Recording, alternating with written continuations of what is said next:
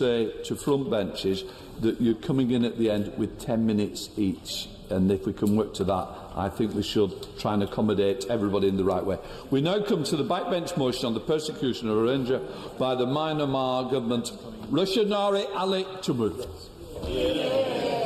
Thank you, Mr. Deputy Speaker. I beg to move the motion in my name on the order paper.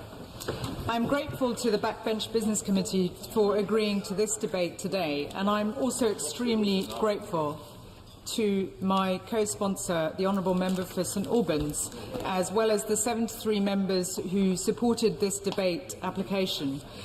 Mr. Deputy Speaker, the Rohingya Muslim minority in Myanmar have been the subject of decades of segregation and racial discrimination. Over the last few years, they have repeatedly been indiscriminately targeted by the Burmese military, and in the last month, they have witnessed human rights violations on a scale extreme even by standards of Myanmar's history.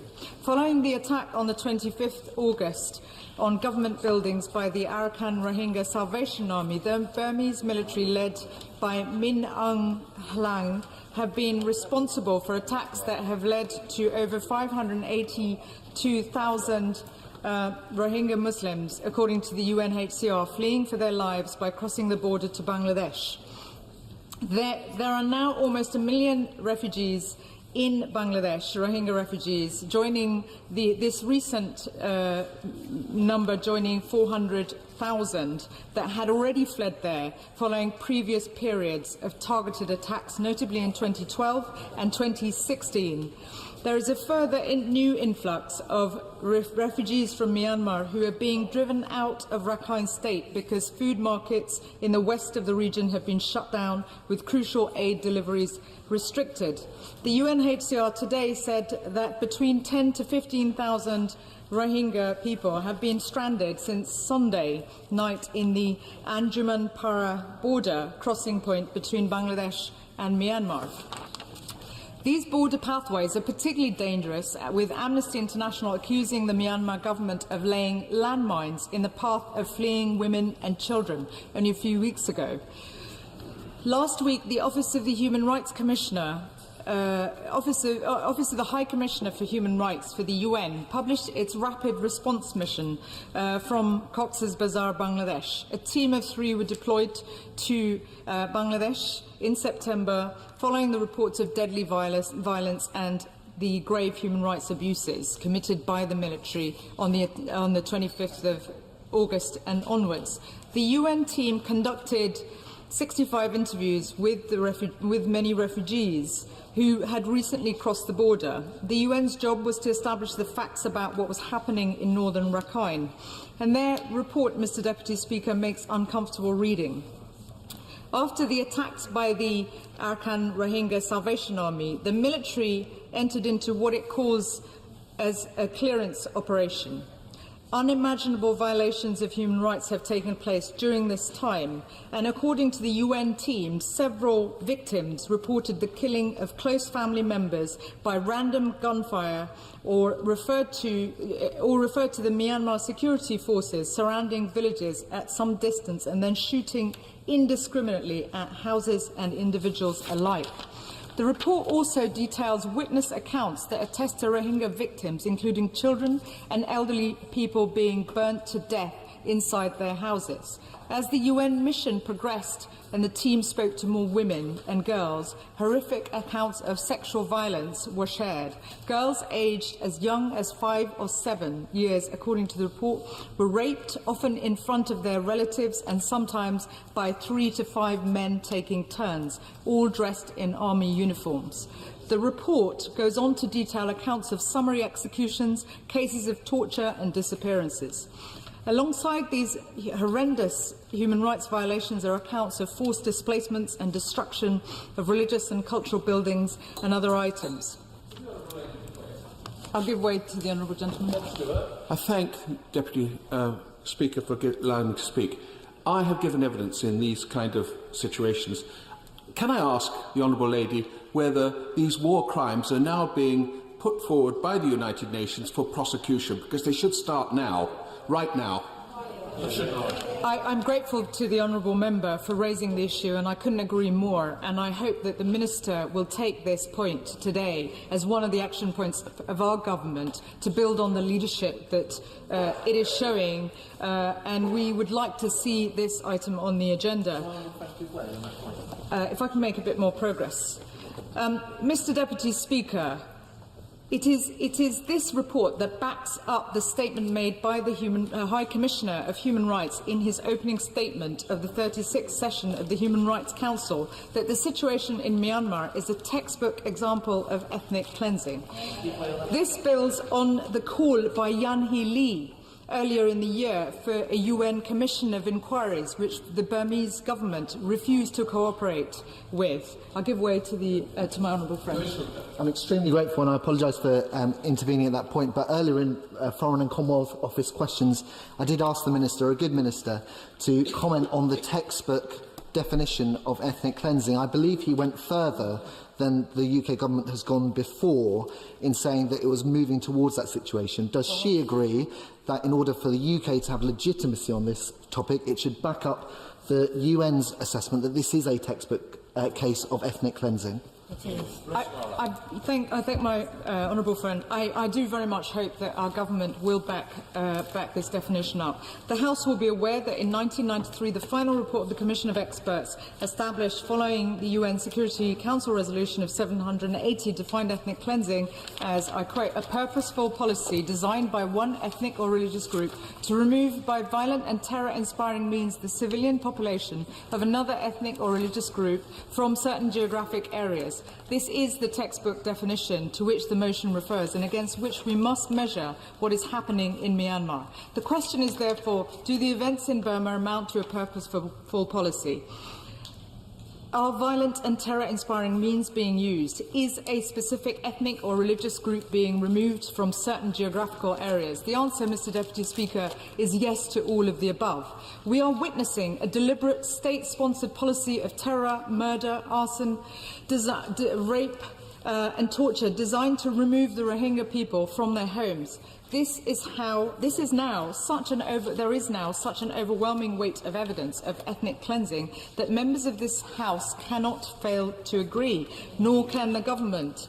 It is vital that members of this Parliament, which is seen as a beacon of democracy in the world, sends a powerful message today that we will stand with the people who are being persecuted, the Rohingya population and other minorities in Myanmar. I give way to my honourable friend. I congratulate the honourable member on securing this debate and on her powerful contribution.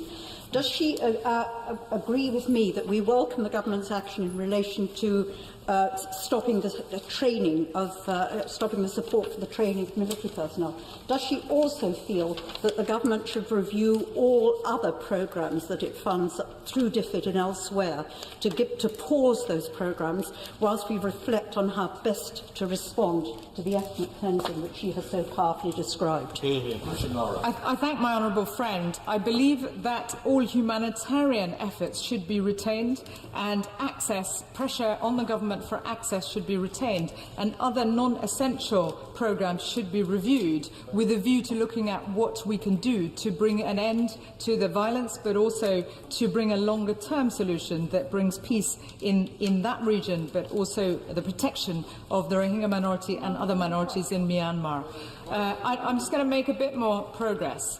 As the co-chair of the all-party group on Burma, I have been aware of the discrimination and mistreatment of the Rohingya people that they have endured for decades in Myanmar. In 2013, following a series of violent clashes in 2012, which left over 100,000 people internally displaced, I visited Myanmar with Refugees International and the Burma Campaign. During this visit, I heard stories of how Rohingya communities had fled violent attacks to remote areas of the countryside.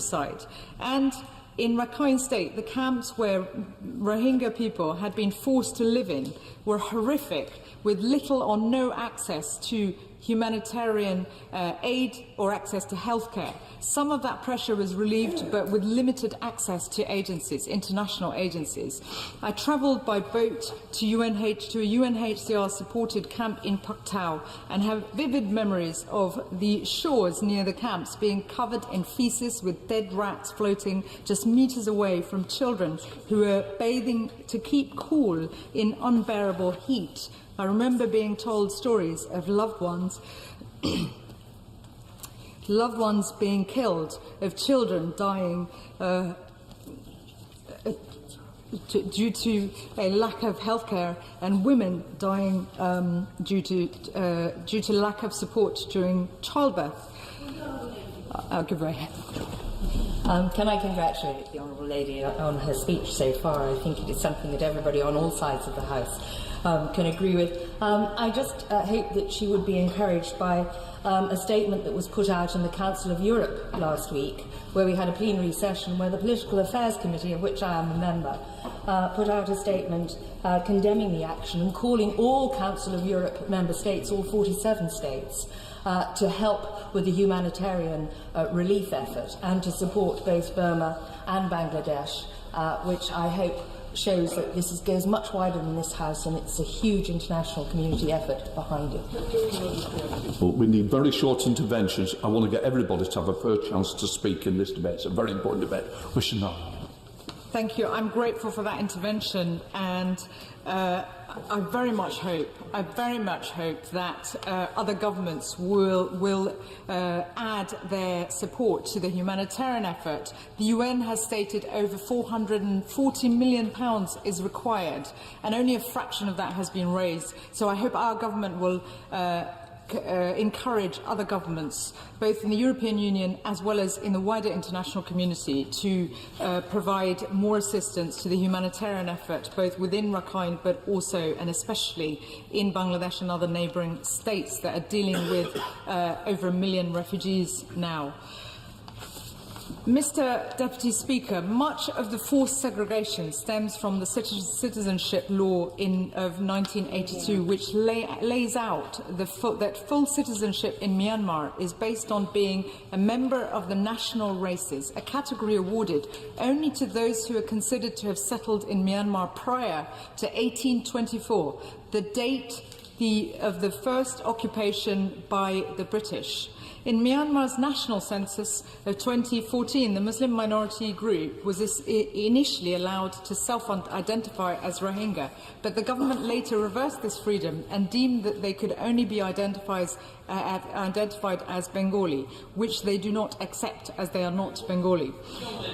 I'll give way to the Honourable.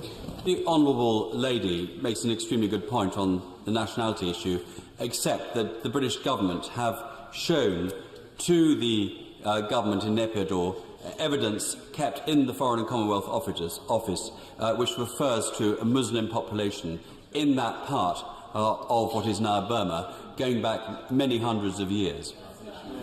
I'm grateful to the honourable member and former minister for that intervention, as it clarifies the misconception that the Rohingya population have no right to be there and they're somehow refugees from the neighbouring Bangladesh. 8 months before polling day, the President of Myanmar revoked all temporary registration cards, leaving many Rohingya Muslims without any form of identity and hence unable to cast their vote during the transition towards democratic elections. And despite Aung San Suu Kyi's election victory, and despite her renowned campaigns as a human rights and pro-democracy campaigner, and her own sacrifice and fight for democracy for her fellow countrymen and women, many have expressed grave disappointment at her failure to speak out and raise her voice for the persecuted minorities of her country, and in particular of the Rohingya population. I share that sadness and disappointment as someone who, like many in this House, grew up admiring her fight for democracy and her courage. But, Mr. Deputy Speaker, alongside that disappointment, we need to channel our focus on the military government, which controls the balance of power, which holds control of the military, the defence, the policing and other aspects of power, local government, the civil service and much else.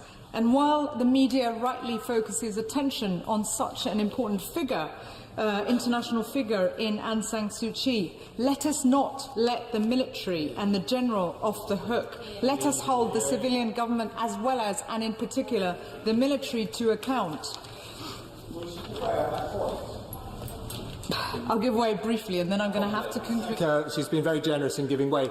Just on the point of the military, could she set out for me what she thinks should be the safeguards that the British government applies before it resumes at some point in the future funding for military training in Myanmar? I will come on to that because I'm grateful to the government that in response to 170 parliamentarians urging for greater humanitarian assistance, the government has stepped up and has increased humanitarian assistance by 25 million and also increasing the match funding to the Disaster Emergency Committee appeal, which we are all grateful to. But the parliamentarians asked for a suspension of the training, and I think it was right to do so, especially given there is no reference, to my understanding, of human rights training or awareness or attempts to change the behaviour of the military, and it would be wrong to reinstate it until we see progress. Mr. Deputy Speaker, the Annan Commission reported the need for reconciliation and action to deal with the issues that have been affecting the Rohingya population and the wider population that is impoverished in Rakhine. And sadly, the publication of that report coincided with the so-called operation by the military that has led to this latest crisis. That suggests that the military, far from wanting a constructive solution and reconciliation and progress, is doing quite the opposite.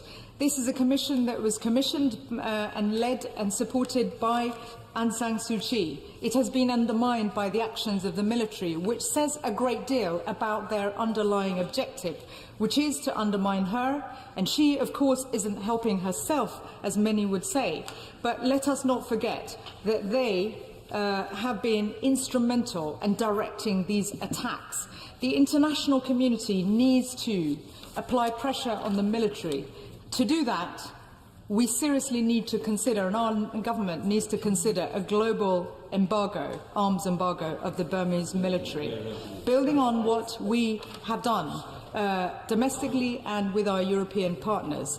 It is not going to work to wring our hands and say, ethnic cleansing has gone on, and it has gone on before, if we don't follow it with courage, with the courage of our convictions, and act and apply pressure on the Burmese military. It is no longer acceptable to say the transition to democracy will stop the military from acting the way they have done. In fact, they haven't, and they are undermining the transition to democracy and undermining the civilian-led government led by Aung San Suu Kyi. It is imperative that the international community does more to support the humanitarian effort and, in particular, humanitarian access within Rakhine State. I visited Rakhine State in February this year once again, and it was shocking, the lack of access still to those who are desperately in need of food and healthcare in the internally displaced camps.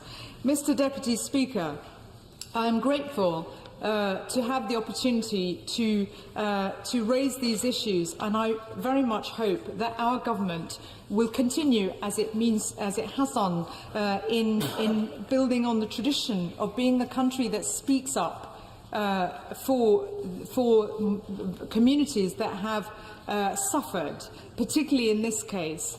Britain has a unique responsibility because of our colonial legacy, because of our interests in Myanmar. We all want that country to succeed and thrive. We all hoped that the transition to democracy would be a new chapter. Sadly, these series of attacks, particularly after the elections, has left many of us with grave doubts about that transition, and we must do everything we can to bring an end to the violence, to increase access, but most importantly to hold the Burmese military to account. So I call on the government to seek that global embargo and to apply pressure on our international partners to act, because we cannot once again allow ethnic cleansing to happen. We must learn the lessons of what happened in Rwanda,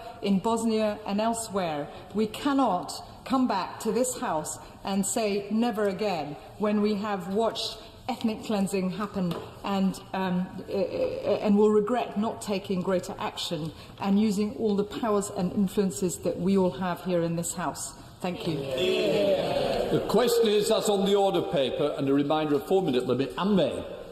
Mr. Speaker, 4 minutes is not long enough to illustrate the suffering that my colleagues from Colchester and Sutton and Cheam saw with myself only 3 weeks ago. I pledged to the people that I met on those camps, and they were mostly women and children, that if nothing else, we would come back and give them a voice, so that their stories were heard. We went with a delegation of the Conservative Friends of Bangladesh, and we spent 2 days in Cox's Bazar. We were not prevented from speaking to anyone. We went up with Bengali, Sylheti speakers who actually could translate very well to us, and we asked questions of anyone and any person that we liked. Their stories were all the same. There were stick-thin children who lived literally within days of dying. There were women there unaccompanied from their men because their menfolk had been slaughtered or brutally attacked or separated from them, beaten up and taken away. While we were on one of the camps, we went to see both the Hutpalong camp and the Batugali camp.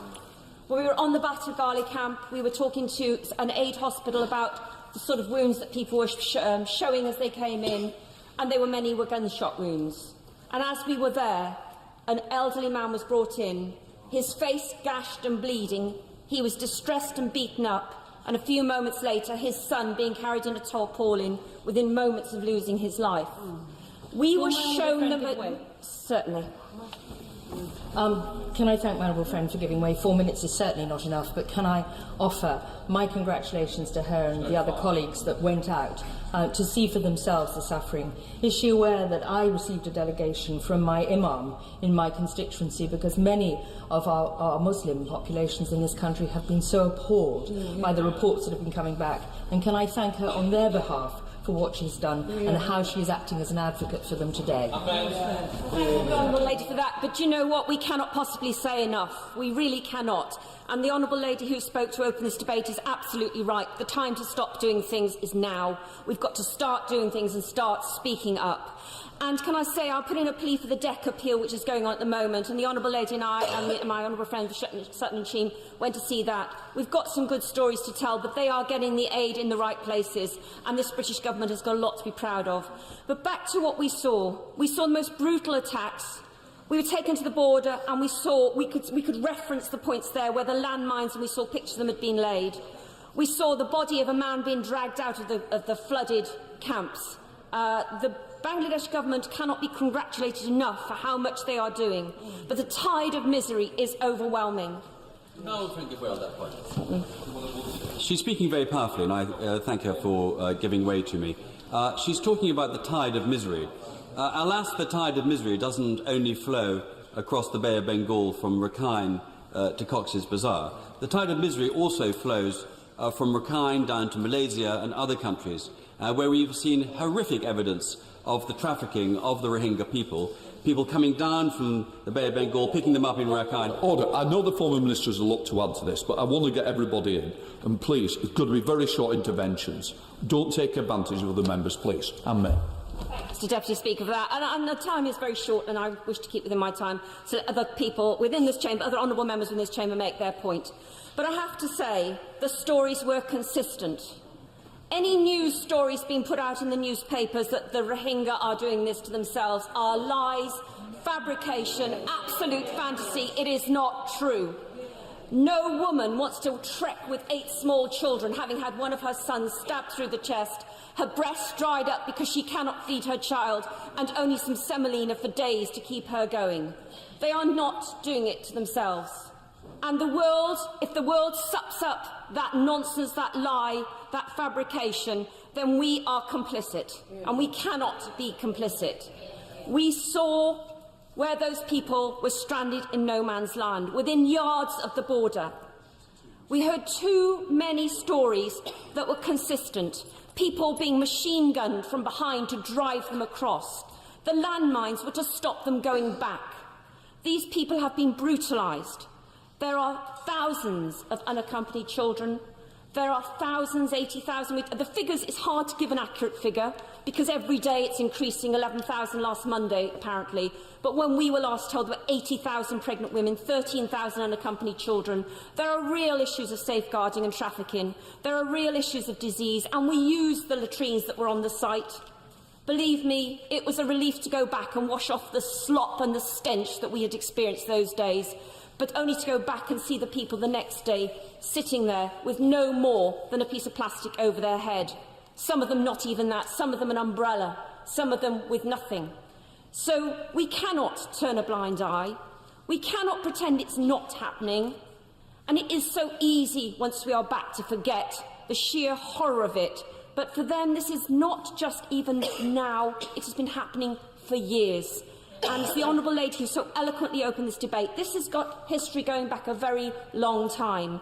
But for those babies and children who we saw, who are at any moment liable to be taken away with typhoid or some of the other things that are just waiting to rampage through that camp, we've got to say the world has got to join with Bangladesh on this. Yes. I cannot say any more than that. They have done the utmost, with a third of their own country underwater, with rice harvests being lost. To go there and look at the poor quality of the site, an elephant trampled down the camp when we were there were landslides when we were there. This is a site that is so fragile, and yet Bangladesh has extended its arms to be as welcoming as it possibly can. So I won't have a word said against what they have been doing, but the rest of the world could do so much more. And as the Honourable Lady said, we need to encourage our neighbours who feel this is someone else's problem. And it very much is our problem, because I didn't hear any anger from these people. They want to go back, but they don't want to go back to be driven across the border again and again and again. They want some degree of resolution to their plight, and I hope by being on the floor of this House today we can actually ensure their voice is heard to the world, because that's what I pledged. That's all I could say to the people I met. We'll make sure your stories get back. And today, I know the two other colleagues who joined me are making sure their stories have got back. And the Honourable Lady who opened, the Right Honourable Lady who opened this debate has spoken eloquently, and I know she's summing up. And I'm sure across the House today, we will show that we will not accept this any longer. Lynn Bryan. Speaker, as we've heard today, the evidence about what's been happening in Myanmar is clear. There is a concerted campaign of ethnic cleansing against the Rohingya. The military have used every kind of evil to create fear and trauma. Men, women and children tortured and killed. Their families and neighbours forced to watch. Children and elderly people burnt alive in their homes. Gang rapes by soldiers, including of girls as young as 5 years old. All of these horrors used as weapons to threaten and intimidate more than 500,000 innocent people into fleeing their homes, far too terrified to return, and who can blame them? Hasina Begum lived in the Rakhine province where the violence has been most intense, and her testimony is harrowing. She describes how first the soldiers killed the men they found, cutting their bodies into 4 parts to make future identification difficult. They then rounded up the women and girls of the village and forced them to watch as 2 teenage girls were raped by 14 of the soldiers. Hasina was forced to watch. She relives this horror in her nightmares. These obscenities have clearly impacted on my community in West Ham. Last week I was given a petition signed by more than 750 constituents, and I have had many, many emails about this debate. They want the government to get to the root of this crisis, not just condemn the most obvious abuses. I was deeply moved by their compassion and I shared their anger. Enough has not been done. Aung San Suu Kyi has failed to live up to her responsibility as the head of Myanmar's government. I thought she was a great woman, but great women do not allow ethnic cleansing to take part in a country in which they have power. Great women do not seek to deny facts when innocents are being slaughtered, and great women do not remain silent. The actions of the military and her own actions have trampled the reputation of Aung San Suu Kyi. The generals must be loving it. But let's be clear. I want the greatest responsibility for what has happened belongs to the military, and especially the head of the army, Min Aung Hlaing. And I want every one of those responsible for these crimes against humanity to face justice. And I want to see Min Aung Hlaing and the other senior commanders on trial for their crimes. And the only way this is to happen is if our government is resolute in calling out these crimes, supporting strong and coordinated sanctions. I want to see a visa ban on military figures, a complete ban on all equipment sales to the military, and a ban on investment and businesses with military-controlled companies. And these actions need to be taken at the widest possible level, across the EU and across the wider world, through diplomacy at the UN. And finally, the immediate humanitarian crisis remains too appalling, and I am not convinced that the funding that DFID has committed is adequate given the enormous scale of this crisis. We are currently providing emergency funding for shelter for approximately 26,000 people, but that covers less than 5% of the refugees who have fled since August. I understand that we have been the largest single donor in this crisis, and I certainly welcome that. But given the enormity of these circumstances, it's simply unacceptable that many are still not secure, and basic needs, as we have heard, are not being met. There can be little doubt that more can be done, and I want the government to commit to doing that today. Pauline Latham. Deputy Speaker, and it's a pleasure to follow on from three very passionate speeches that have gone before. People feel very strongly about this, and there are statistics that we can all quote, but actually it's a human tragedy that is the most important. We can talk about how much money we've spent, how much money other countries have spent, how many people have been displaced, but it's when you watch television, and I haven't been to, unlike my honourable friend from St Albans and others, I haven't been to Bangladesh at all, but having watched last night on television on the news, a mother who'd lost 2 children because she'd seen them drown, and one of the bodies floated back up past her, a son whose mother had drowned and brother had drowned, and there was nothing he could do about it. And that is just these stateless people who are trying to escape from persecution. Now, I cannot imagine what it would be like to be stateless. None of us in this chamber are stateless and are not likely to be. But can you imagine generations and generations who have no home, who have no country to stand up for them? And that's what we're talking about. We're talking about family after family, hundreds of thousands of families who are stateless and nobody cares about them. But Bangladesh has opened its doors, has taken them in, have looked after them, and we need to support that initiative. They have their own problems. They've got the floods. They've had floods before, but they are welcoming. They're not passing by on the other side. They are looking after these people, and I think it's incredibly important that we step up to the plate, we support them, and that we do say, never again will there be a genocide, because that's what this is. We've said it before. We've said it about Bosnia. We've said it about Rwanda, which I've had quite a lot to do with. But we must say never again, and we must step up to the plate and actually do something to stop this continuing. A lot has happened. Many thousands of people have lost their lives. They've lost everything that they had. They have little dignity left. Please, this government must continue. It must work with every other country that can help to stop this happening, and we must do it now. Imran Hussain. Thank you, Madam Deputy Speaker. Let's be absolutely clear. The Rohingya have been persecuted and mistreated in that region for hundreds of years now, with the United Nations labelling them as the most persecuted peoples in the world. And none of this actually, compared to the persecution now, pales in comparison to what they have recently faced, with some of the deadliest violence that the Rohingya have ever been subject to taking place over the last several months.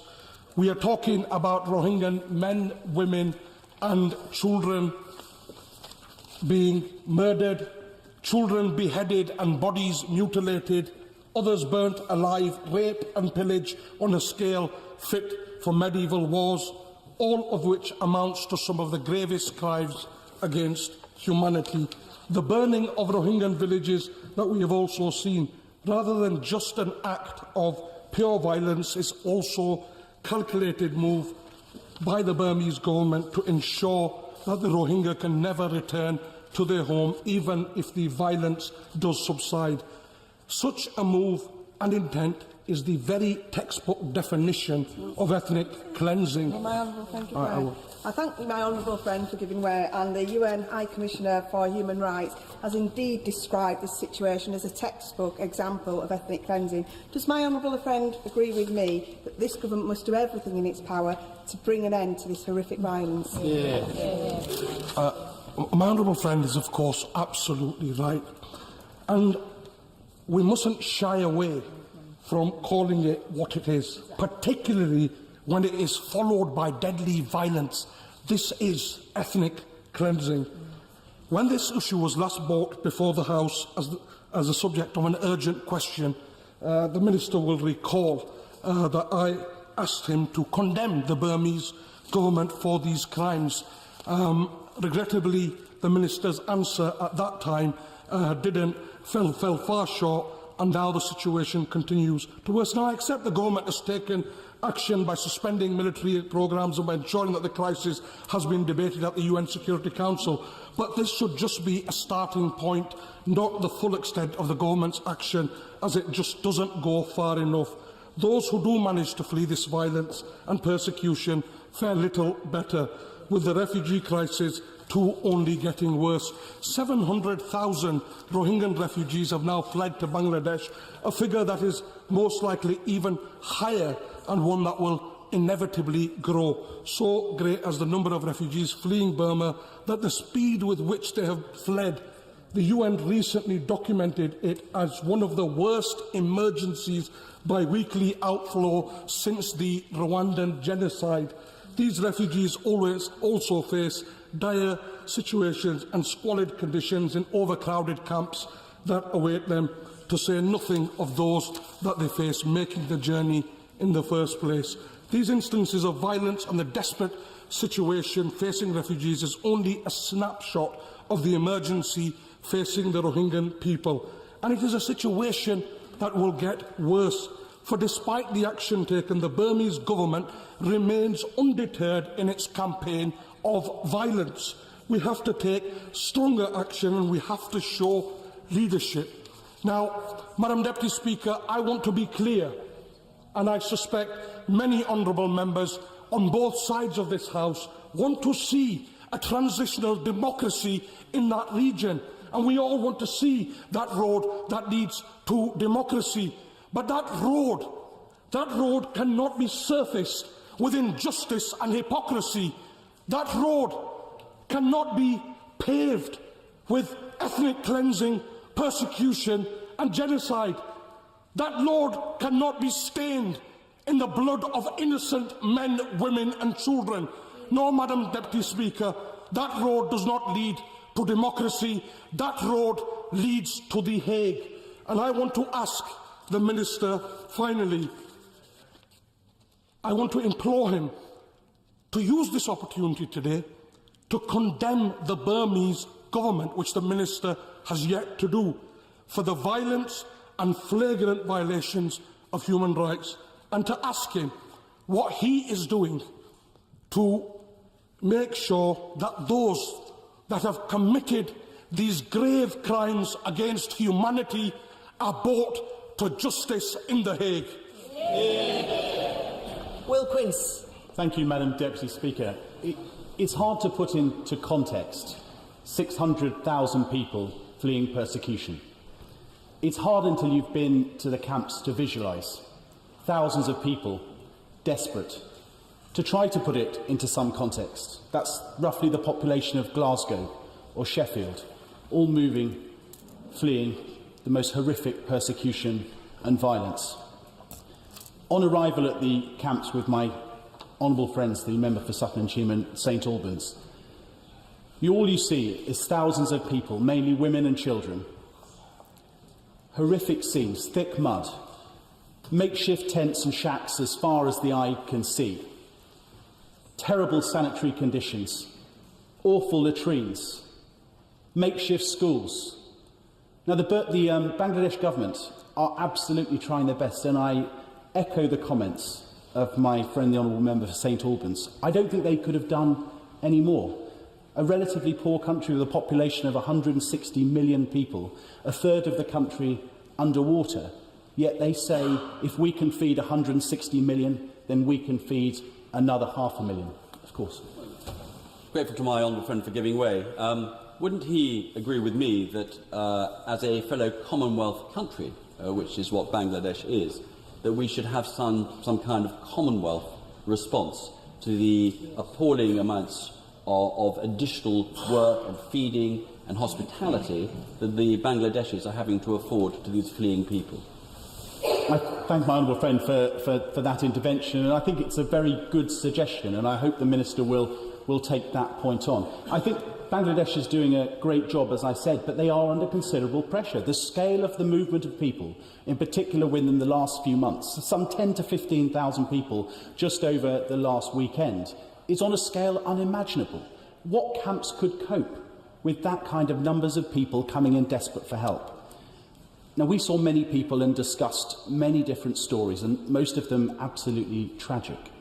And as my friend, the honourable member for St Albans said, we picked the people to speak to. There was no directing us to people, we chose the people. So either this is the biggest conspiracy theory in history, or they're telling the truth. And I choose to believe that they're telling the truth.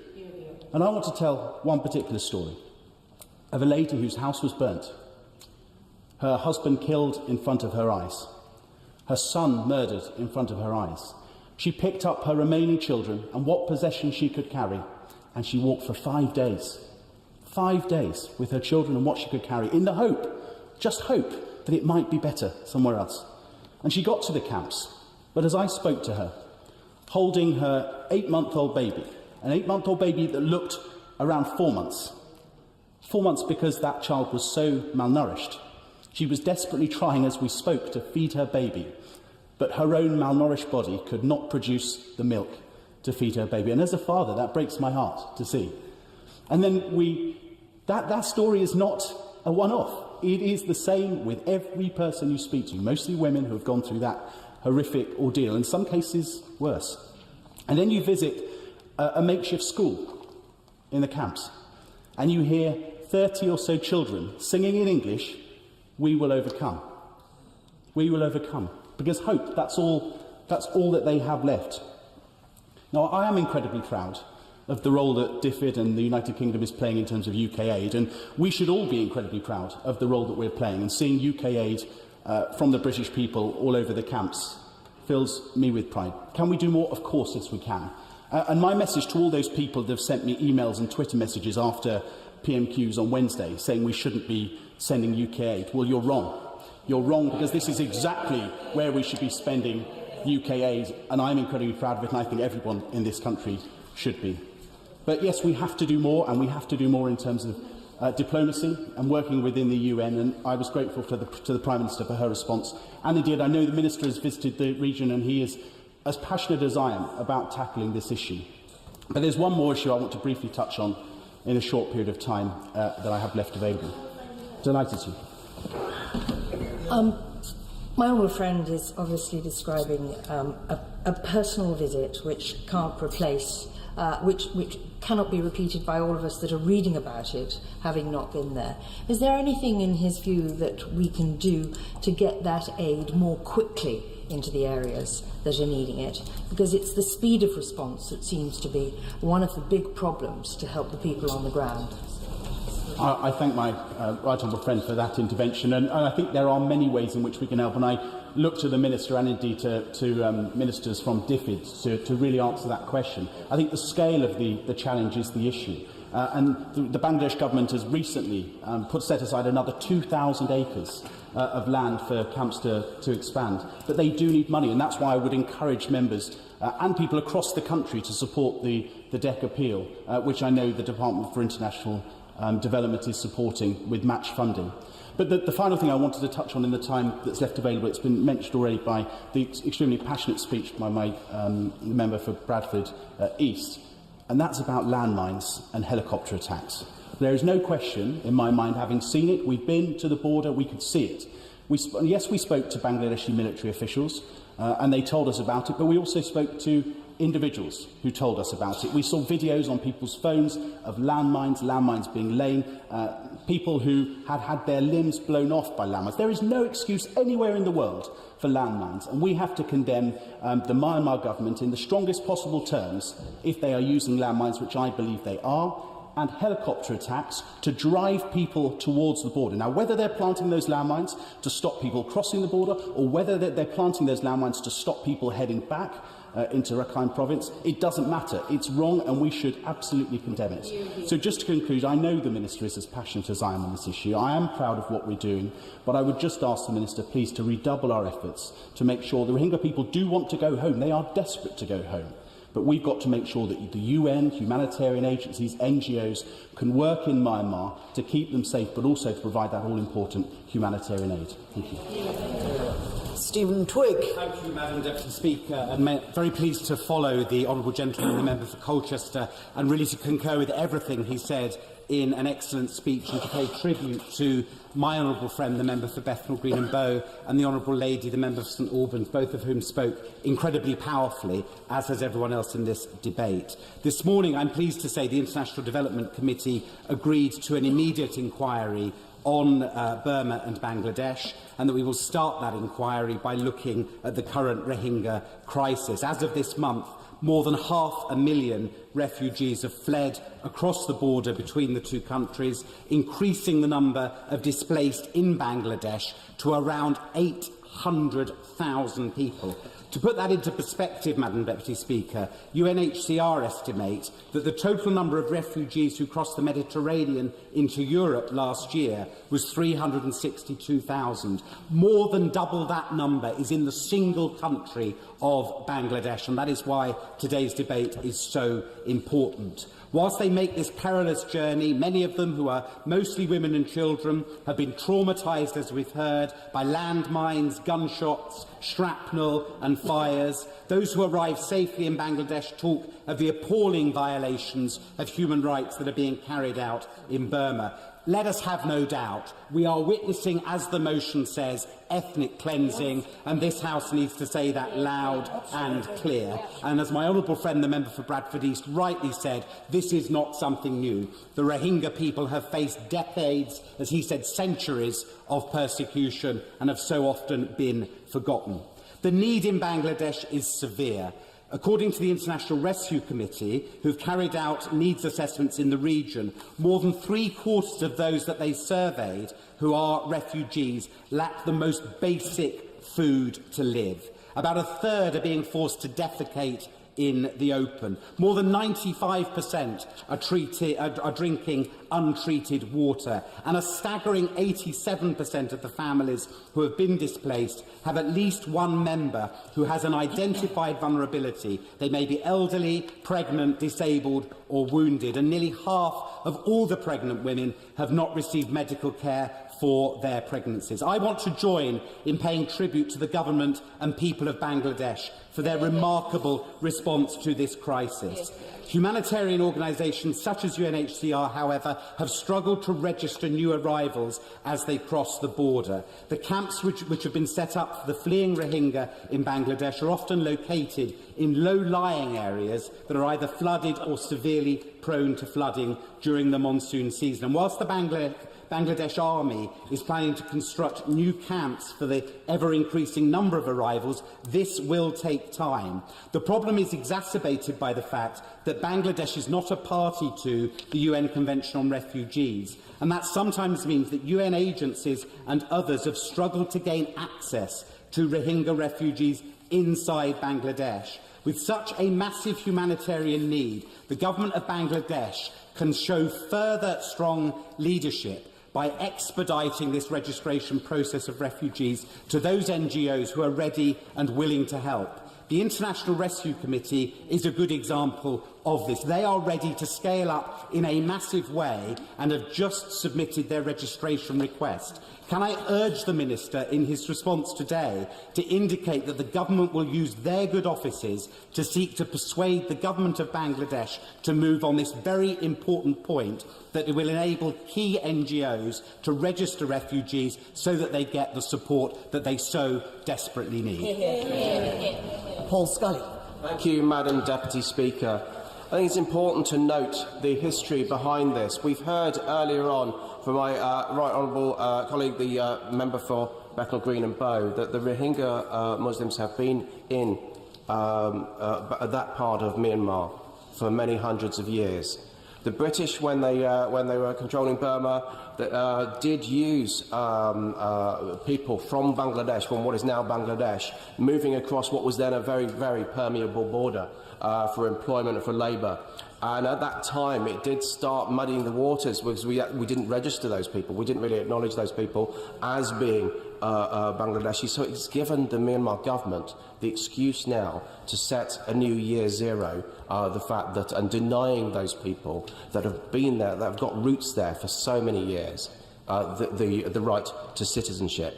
When I was in Burma in February 2016, it was at the time of the transition government, and I was really hopeful. Everybody was incredibly optimistic at that time that as the country came into the light, we would start seeing the end to ethnic conflict around the country that's so desperately needed.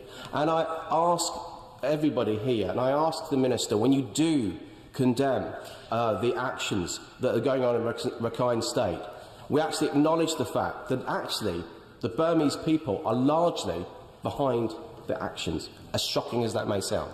There are demonstrations in Yangon where people say, we stand with the lady, we stand with the army, we stand with the Burmese people. We've heard Aung San Suu Kyi speak when we were actually at the airport in Cox's Bazar. She was speaking at the time. And we've all said that she needed to speak far more forthrightly in condemning the actions. But we must concentrate on the man that can stop this tomorrow, Min Aung Hlaing, the Commander-in-Chief. And actually, what you have, if we actually just whip this up into the West against a nationalist uprising in Myanmar, you do run the risk that this is a man that actually may fancy his chances of presidency in 2020. So what you actually may end up with is the military back in control at the ballot box, not by the gun. My honourable friend is making an extraordinarily powerful point, and one we should all be familiar with, which is the point is, during this transition, the military retained 25% in the Parliament, and the Commander-in-Chief is no fan of Aung San Suu Kyi, and so she is in an extraordinarily difficult position. Yes, we'd like her to speak out more, but equally we do need to recognise in the longer term that what we have seen, the progress we've seen in Burma, could easily go backwards, which would endanger peace throughout the country, not just in Rakhine.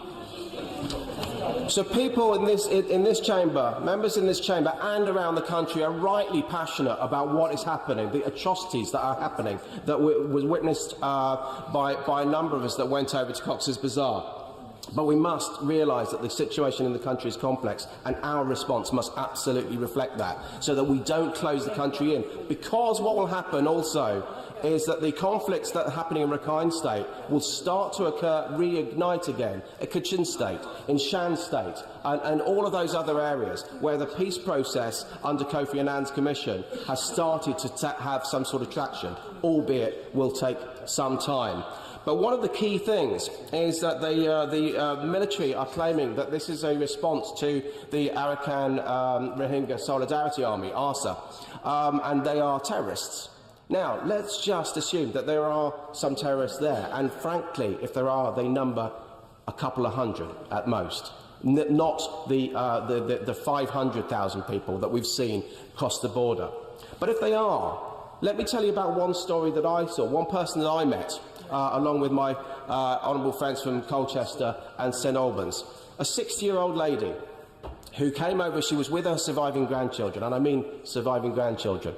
Her son-in-law had been stabbed in front of her and dragged away, assumed dead. Her 12-year-old grandchild was beheaded in front of her. My honourable friend could work. I will. Will my honourable friend agree, though, that we were given absolutely her words verbatim and they were translated by people within our party who understood, so we were not being duped in any way? Absolutely. We picked all of the dozen or so people over 2 days that we spoke to. We had the translators there ourselves, and this is absolutely verbatim. Another one of her grandchildren had their genitals mutilated and chopped off. This woman was dead behind the eyes. Can you understand why? There is no way. Now, Madam Deputy Speaker, my colleagues, you tell me, is that lady a terrorist? There is absolutely no way. The response by the military is clearly disproportionate. It clearly needs to be called out, and we must absolutely make sure that every time we have dealings with the Burmese government and the military, that we call them out for what it is. We need to work out in a regional sense as well, working with our Commonwealth friends as well, but also trying to encourage the ASEAN countries to have a regional response. At the moment, there's not a lot of movement from Thailand. The Indian government is rejecting the Rohingya Muslims that have actually settled within that country as well. And this isn't just a Burmese-Bangladesh situation, as we've heard before. So I would just conclude with actually acknowledging the fact, as we've heard, that the Bangladeshi government are doing a fantastic job under such difficult circumstances. The fact that this isn't a new thing is absolutely acknowledged by the fact that the Kutupalong camp is 30 years old. This isn't a new camp that's just been set up. It's 30 years old. There are 2 treaties outstanding with Bangladesh and Burma dating back from 1978 onwards for the safe return of Rohingya Muslims back to Burma. Something that has been ignored by the Burmese government, and we must absolutely make sure that a treaty that can be backed up by international support can be put in place and allow the safe return. Thank you. Sarah Jump. Thank you, Madam Deputy Speaker. I'm grateful to my honourable friends from Bethnal Green and Bow, and also from St Albans, for securing this necessary debate. And I'd also like to thank my honourable friend from Bethnal Green and Bow for the vital work that she has done and keeps on doing in raising awareness of the persecution of Rohingya. Sadly, this abuse is not new. In 1992, there was a cross-party EDM criticising the systematic extermination of Rohingya in Burma. 25 years later, this extermination continues. The most recent UN report contains witness statements detailing the shocking acts of violence and humiliation. Children and elderly burnt in their homes. Mass use of gang rape, including soldiers gang raping girls as young as 5. Victims, including children, forced to watch relatives and loved ones tortured and killed. A pregnant woman raped, her stomach cut open, her unborn baby killed, and her nipples cut off. More than 540,000 Rohingya have fled to Bangladesh since August, taking the total now in Bangladesh to over 800,000. Sickeningly, Amnesty International and some of our colleagues here have said there are clear indications, that the Burmese authorities have been deliberately targeting the Rohingya as they flee with landmines at border crossings. I will. Will the Honourable Lady, thank you very much for giving way. Will the Honourable Lady agree with me that landmines are not just a terrible situation for the present, but also likely to be 10, 20 years' time, when children are playing at a time when hopefully this has been solved? Exactly, and that's the perversity of what is going on with our eyes wide open. The Secretary of State for International Development has said that children are at risk of sexual violence and trafficking, and the International Rescue Committee said that there are reports of girls in Rohingya camps being abused or raped while going to the toilet or going to collect firewood. Madam Deputy Speaker, there are those that suggest that there are two sides to this story, that paramilitary attacks mean the Rohingya are to blame for this violence against them. Madam Deputy Speaker, nothing can ever justify the horrors that innocent Rohingya are suffering. The UN report contains a witness statement of a 12-year-old girl. She told the UN team, "They surrounded our house and started shooting. It was a situation of panic. They shot my sister in front of me. She was only 7 years old. She cried and told me to run. I tried to protect her and care for her, but we had no medical assistance on the hillside, and she was bleeding so much that after one day she died. I buried her myself." A 12-year-old girl, Madam Deputy Speaker.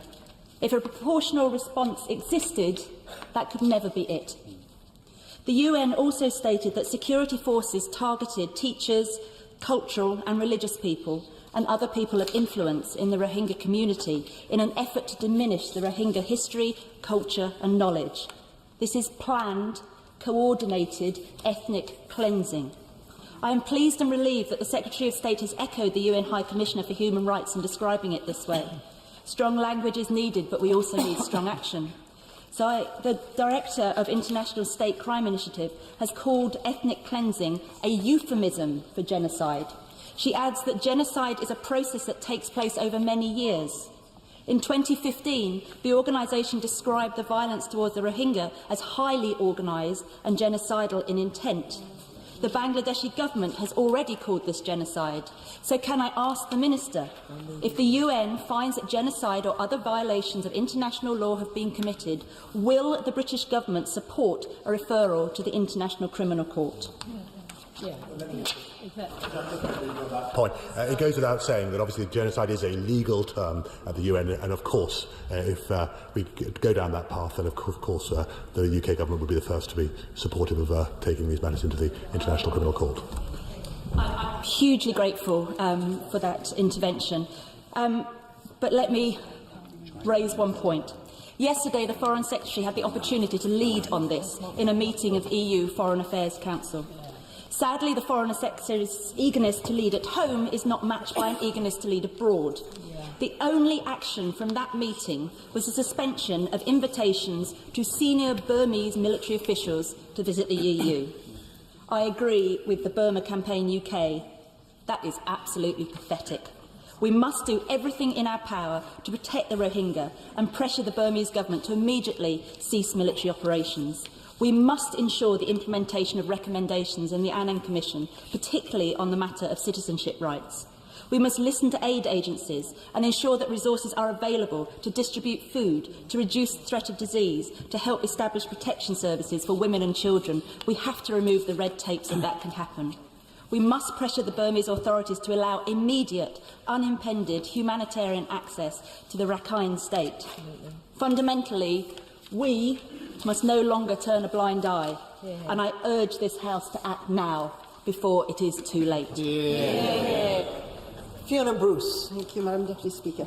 In an article in the Wall Street Journal in November 2016, the Vice-Chair of the Conservative Party Human Rights Commission, of which I have the privilege to be Chair, Ben Rogers, wrote, "A human tragedy is approaching ethnic cleansing is unfolding in Burma, and the world is chillingly silent. Hundreds of Muslim Rohingya people in recent weeks have been killed, more than 30,000 displaced, houses burned, women raped, others arbitrarily arrested, access for humanitarian aid organisations almost completely denied, thousands have fled to neighbouring Bangladesh only to be sent back. Witness all the hallmarks of past tragedies, Bosnia, Darfur, Kosovo, Rwanda. It is time for the international community to speak out. If we fail to act, Rohingyas may starve to death if they aren't killed by bullets first. Let us act now, before it is too late." How right he was. That was almost a year ago, and for many, like the 7-year-old girl we've just heard of, buried by her 12-year-old sister, it is already too late. In a further article, in February this year, again Ben Rogers wrote, together with the EU Special Envoy for Freedom of Religion and Belief, Jean Fidel. Under the Constitution, and they were highlighting the question of impunity, under the Constitution, the military remains in control of the Home Affairs, Border Affairs and Defence Ministries, meaning Ms Suu Kyi's leadership is tenuous. While she could have done more to speak out, she does not control the troops. Only General Min Aung Hlaing, the Commander-in-Chief, has the power to stop the killing and rapes.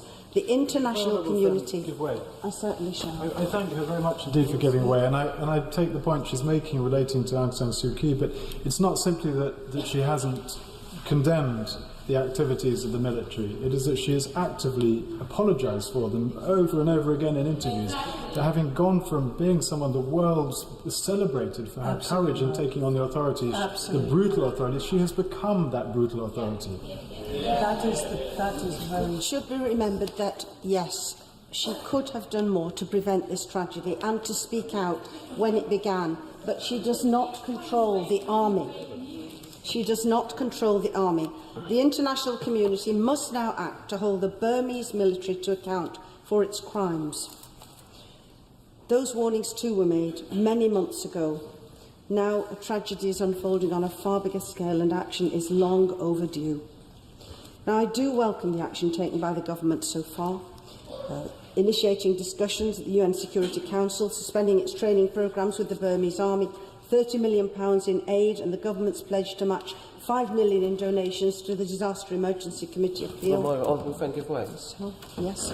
Thank you. I appreciate my honourable friend for giving way. Does my honourable friend agree with me that whilst it's absolutely right that we should suspend our military programme with the Burmese military, it's a matter of regret that actually the people that are left training the Burmese military at the moment are the Russians?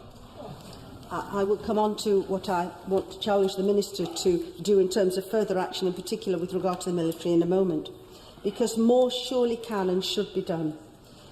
When the UN Secretary-General describes the crisis as catastrophic and a devastating humanitarian situation, and the UN High Commissioner for Human Rights has said it is a textbook example of ethnic cleansing, there is surely a much more need for a more robust response. So can I ask my right honourable friend, the Minister, what are the measures the UK will take to put pressure on the Burma Army and the government of Burma to stop this appalling ethnic cleansing?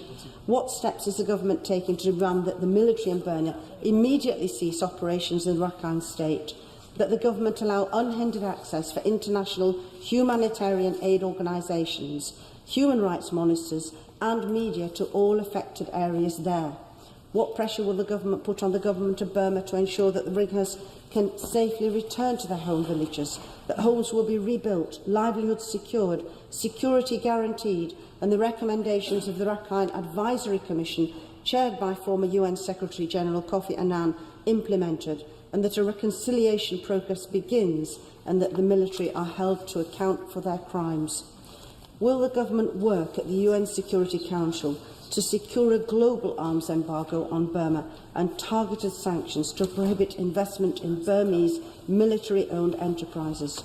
Will the UK urge the EU to extend its arms embargo to ban the sale of non-military equipment which could be used for military purposes and to impose a visa ban on senior members of the military? Will the UK work to reintroduce a UN General Assembly resolution on Burma imposing specific measures to put pressure on the government and military in Burma to address this crisis? And may I urge the Minister to consider introducing regular meetings at this critical time, either with himself or with his officials, by non-governmental organisations based in London with much expertise in Burma, expertise such as that I have referred to on the part of Ben Rogers, but others, most particularly Burma Campaign UK, Christian Solidarity Worldwide, Human Rights Watch and Amnesty International, and in particular representatives of the exiled Rohingya community here to discuss this current crisis. This tragedy requires our urgent attention and action now. It's time to act to prevent another ethnic cleansing becoming another genocide. Rosina Allen-Cump. Thank you, Madam Deputy Speaker. I returned from Bangladesh just last week and felt moved to speak today. The Rohingya have been forced to choose between the perilous uncertainty of fleeing to another country over the certainty of the violent oppression in their own. The stories of suffering are simply too much to bear, and prior to being in this place, having had a career in the field of humanitarian emergencies, I have rarely seen anything like it. Entire communities fleeing with anything they could grab, only to see all of their homes razed to the ground. Children burying their younger siblings. Multiple accounts of rape and torture. The woman who found her husband dead in her village, yet still managed to find the strength to take her 3 children 5 days into Bangladesh. The husband and father who saw his wife and children murdered in front of him, but still found the strength to take his remaining children to safety. The 2 little boys who made it into Bangladesh despite having had their legs broken. The bravery which is second to none. And as almost always in conflict, the hundreds, thousands of women who have been raped. Yep. Is this ethnic cleansing? Without a doubt. It is a campaign of the most extreme violence, physical and psychological trauma that will last for generations to come. And while it is deeply shocking, sadly it is not surprising. We were warned. 3 years ago, the group United to End Genocide made clear nowhere in the world are there more known precursors to genocide than in Burma today, yet it has been allowed to happen. It follows decades of state-supported violent discrimination, social exclusion and the relentless stoking of racial hatred. The desire to expel the Rohingya from Myanmar has been repeatedly laid bare, and even in the years where the world praised Aung San Suu Kyi's path to democracy, they were demonised and massacred as the other. Aung San Suu Kyi, what we are seeing is not fake news. That's right. Yeah. With its acts of barbaric, unimaginable horror, the current campaign of ethnic cleansing taking place in the Rakhine province shows the eternal truth that if you can't see the essential humanity of people because you declare them to be the other, you will lose your own humanity. It is a lesson that this country should learn well, and it challenges us to ask, what does our humanity spur us to do now? Does it spur us to be brave and to challenge what is happening? Will we act? Will we call this what it is? Ethnic cleansing? The Rohingya Muslims desperately need us to step up. They may have escaped the Myanmar army, but they are not yet safe. They are malnourished. They are desperate. Pregnant women in need of care. Children alone. Subject to sexual exploitation. I've worked and spoken to, on the ground, fantastic organisations like Christian Aid and Action Aid. They need our help. Bangladesh, who has so bravely and kindly opened its borders, needs our help. We cannot allow the Burmese campaign of ethnic cleansing to succeed by giving up on the future of the people, so many children who have been through hell for a chance of survival. I call on the government to accelerate and increase its support of those organisations and others working to support the Rohingya refugees. And I will end by saying, at Britain's best, our humanity does not have borders. It is big enough to stretch overseas. Let it stretch and let us support the Rohingya Muslims who so desperately need our help. Ms. Ratkalan. The honourable member for securing this important debate. I hope, as well as getting further commitment from the Minister to do all that he can do to support the Rohingya people, we could also get some of the Western media to cover this ignored plight for so long. With more than 1 million minority Rohingya having fled Burma, having witnessed murder, rape and pillaging of villages, we should not be afraid to call the actions of the Burmese authorities for what they are: a deliberate, brutal, sustained and targeted campaign to cleanse the country of Rohingya and Muslim minority groups. It is a genocide. The horror and lack of international response to the persecution of Rohingya led to the Foreign Affairs Select Committee to hold its first ever session last week into this very issue. Tun Kin came and gave evidence from the Burmese Rohingya organisation. He confirmed more than 10,000 homes have been burned or destroyed. that the military are systematically going from village to village, looting and destroying everything. They leave nothing behind. There is nothing for the Rohingya to return to. The United Nations described what took place, these crimes, as crimes against humanity, and the Human Rights Council established a fact-finding mission to investigate. Yet the government of Burma is refusing to allow them into the country. The Burmese are applying North Korean public relations strategies and declaring that the rape, plunder and mass murder is some sort of media hysteria. Here is a letter that the Foreign Affairs Select Committee received from the embassy. Accusations of ethnic cleansing and genocide are totally false.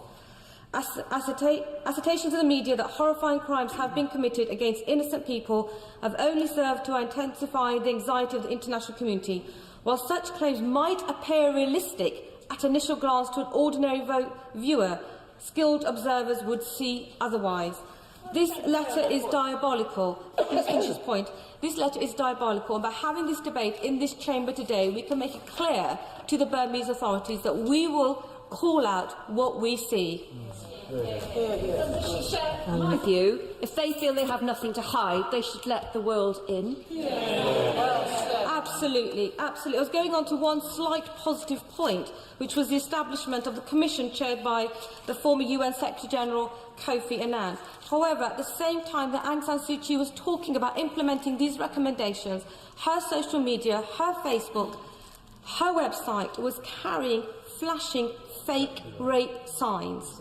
At the same time, the UN was declaring or confirming the most horrific details of mass rape against Rohingya women. There are many other valid points that have been raised here today, but I just want to read out the testimony of one young woman. She claims, after suffering years of abuse at the hands of the military junta, your Peace Prize, Aung San Suu Kyi, inspired us, who have suffered for so many decades. We were proud to call ourselves Myanmarese. Forgive me if I pronounced that incorrectly. Growing up, my grandfather always spoke highly of you. He would choose the biggest goats and cows to slaughter when members of your party, the National League for Democracy, would visit. He would graciously welcome them home. In 2010, when you were finally released by the military from house arrest, we rejoiced. But 7 years on, we the Rohingya remain victims of a brutal and genocidal state, this time at your hands. Since your general election victory in 2015, you pushed out Muslim representatives from your party. It was the first sign of your political cowardice. A few months later, your administration launched clearance operations in northern Rakhine State. During these months, countless civilians were killed and women were gang raped. Despite widespread international condemnation, you denied these crimes. As some of the people might know here that if you're from the Rohingya heritage, you're not able to go to university. And this young girl goes on to say, I have just received information that my home was burned to the ground. While many will say it was the army of vigilantes that burned it down, I feel it was you, Aung San Suu Kyi, that is to blame. Not only did you burn down my home, you also burned my books. I'd always dreamed of becoming an author, studying English at Sitwe University, but as you know, the Rohingya are banned from enrolling or studying there, so I sought inspiration from the books and articles that I read. Aung San Suu Kyi, you have burned Nelson Mandela's Long Walk to Freedom. You have burned Lemuel Bawe's Mighty Be Our Power, and you have burned your very own Freedom from Fear. You are the one that is responsible for setting my hopes and dreams on fire. And with this young girl, I agree with her that the Nobel Peace Prize should be revoked from Aung San Suu Kyi because now it has been tainted with the blood of Rohingya. And I did want to go on to applaud what the Minister is doing. I know he was the first Western visitor to visit the region, and I know he's trying to build a consensus on tackling the 5 priorities in tackling the poverty and the injustices in the area. And I urge him to move on.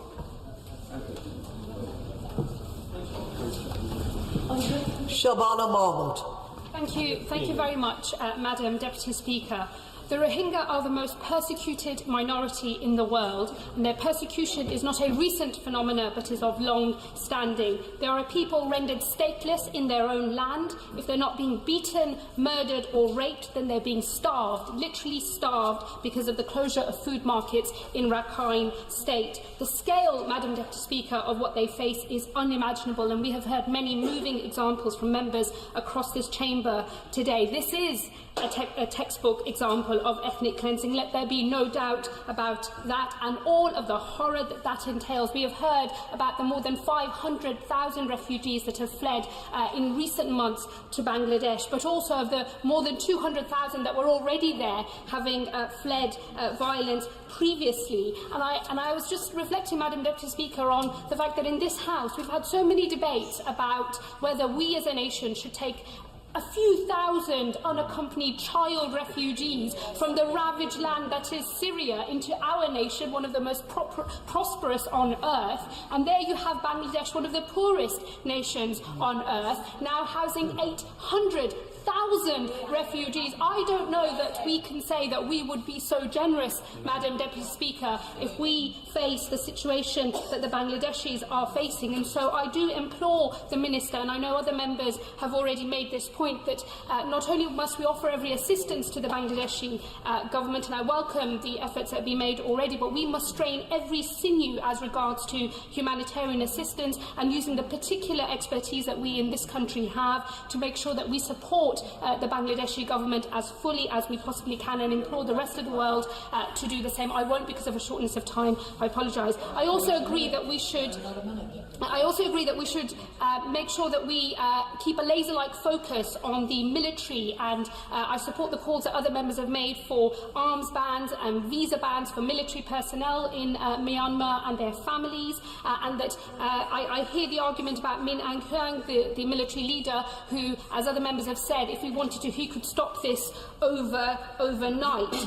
But I do not want us to get away from the moral responsibility that there is on Aung San Suu Kyi. I take on board the points about the military leadership, and I hear the argument that says that Aung San Suu Kyi does not have power, that this is a country that is transitioning to democracy, that she has to tread a fine line, and that there is a fear of overthrow by the military leadership. But the compromise of transition to democracy cannot come at the cost of turning a blind eye to ethnic cleansing. That is abhorrent. That is a total corruption of democracy and everything that democracy stands for. This idea that Aung San Suu Kyi has no power, well, for many years, not only did she have no power, but she did not have her liberty. Yet she used the one power that she did have, the power of her voice, the power to speak out, and now she has fallen silent and brought her Nobel Peace Prize into disrepute. If she hasn't been utterly silent, all she has done is acted as an apologist for the military regime and denied the truth of the crisis that has fallen upon the Rohingya in Burma. And this point about raising her voice is so important because she's got to stand and make an argument for what democracy is. Democracy is not the tyranny of the majority by having a vote and saying we're going to persecute a minority. It is founded on a principle that says human rights are universal, and the universality of human rights has to be accepted in Myanmar if it is ever going to be a democracy worthy of the name. And that is the argument that Aung San Suu Kyi could make and should make, and we in this House must call that out, because if in this, the Mother of Parliament, we don't stand up for the true nature of democracy, then I fear all would be lost. Anna Soubry. Thank you very much, Madam Deputy Speaker. Madam Deputy Speaker, in effect there is no debate in this place this afternoon, because we are all of the voice of the same opinion.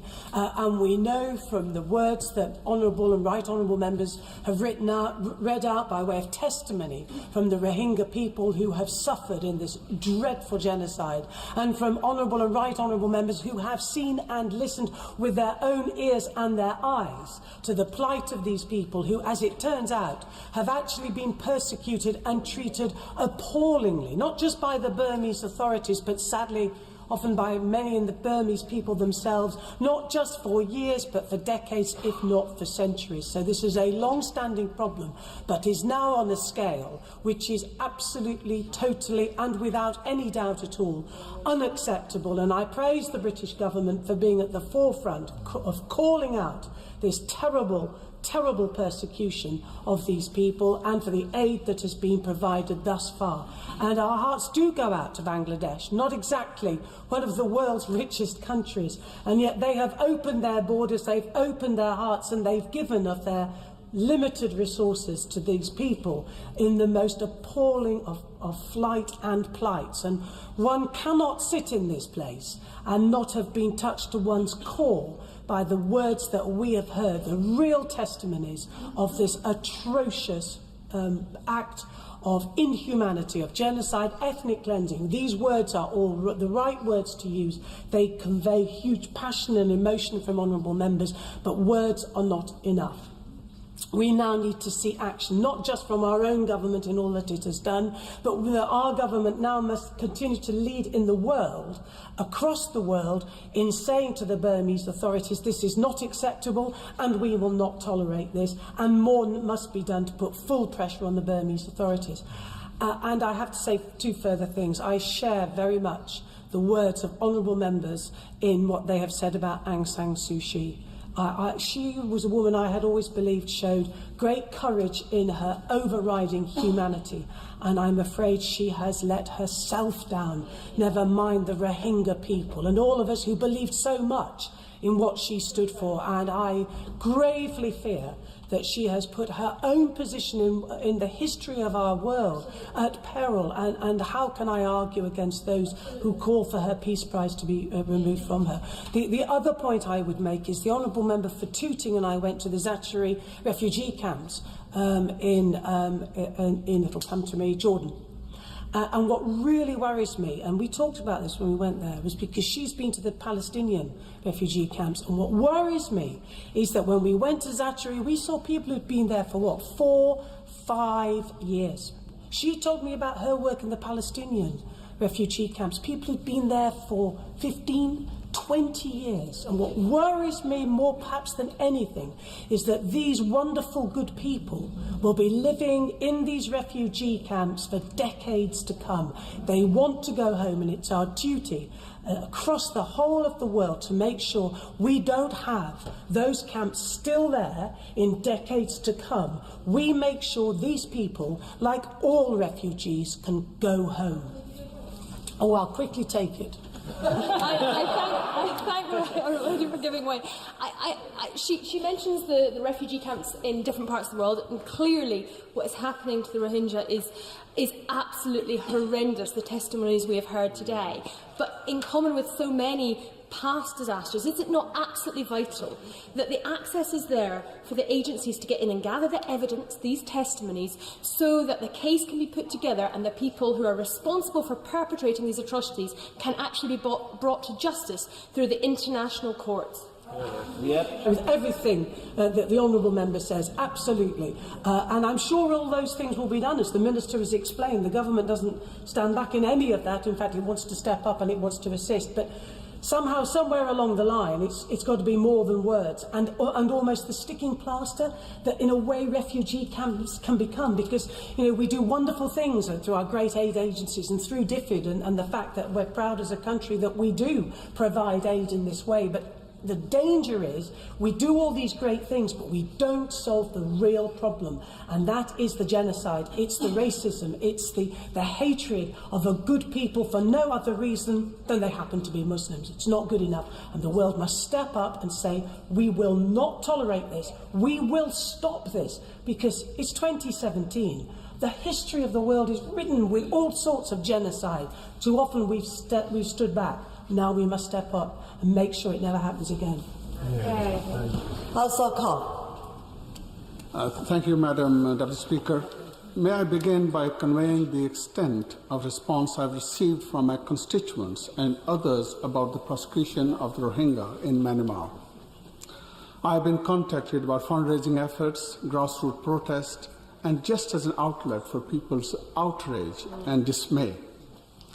I have done, like many other members in this House, which we have heard, whatever I could to support, in particular, the fundraising funds for refugees in Bangladesh. But we can all do more. Let us be direct in our words here. What we are witnessing is ethnic cleansing. It is. Over half Rohingya population have fled. Starvation is the new tool being used to drive Rohingyas from their homes, adding to the burning of villages, looting, and mass use of gang rape, including of young girls and pregnant women. The recent violence is the result of decades of prosecution. I would like to make 3 short points today. First, we should not contain our criticism in this to the Burmese military only. Aung San Suu Kyi has been a symbol of democracy, the rule of law and resistance to oppressive regimes for decades. But she has disappointed us all. Not only she has failed to speak out, she has in fact denied that this is happening. So I agree with many of my learned friends who are asking for this Nobel Prize to be revoked.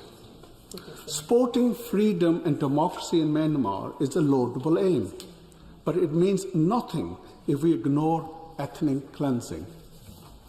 Second, we need the government to spell out what concrete actions it will take to end the prosecution of Rohingyas beyond stopping the training of Burmese armed forces. At a recent Security Council meeting, the UK's ambassador to the UN set out 5 ways that the Myanmar government must resolve this crisis. What steps has the government taken to encourage the Myanmar government to comply? We should be looking at what economic sanctions the global community could exert to further pressure Myanmar and end the violence. Finally, I would like to raise the issue of sexual violence. The former coalition government drew international headlines for the global summit to end sexual violence in conflict in 2014. In response to a written question I submitted, the government said they urge Myanmar to accept a visit by the Human Rights Council fact-finding mission to investigate allegations of sexual violence. This fact-finding mission was announced months ago in March. What additional pressure is the UK government exerting in Myanmar? In response to the recent escalation of violence in Rakhine, we cannot afford accusation of peddling empty words. These issues are too serious to be cheapened by rhetoric. Absolutely right. Yasmin Qureshi. Thank you, Madam. Thank you, Madam Deputy Speaker.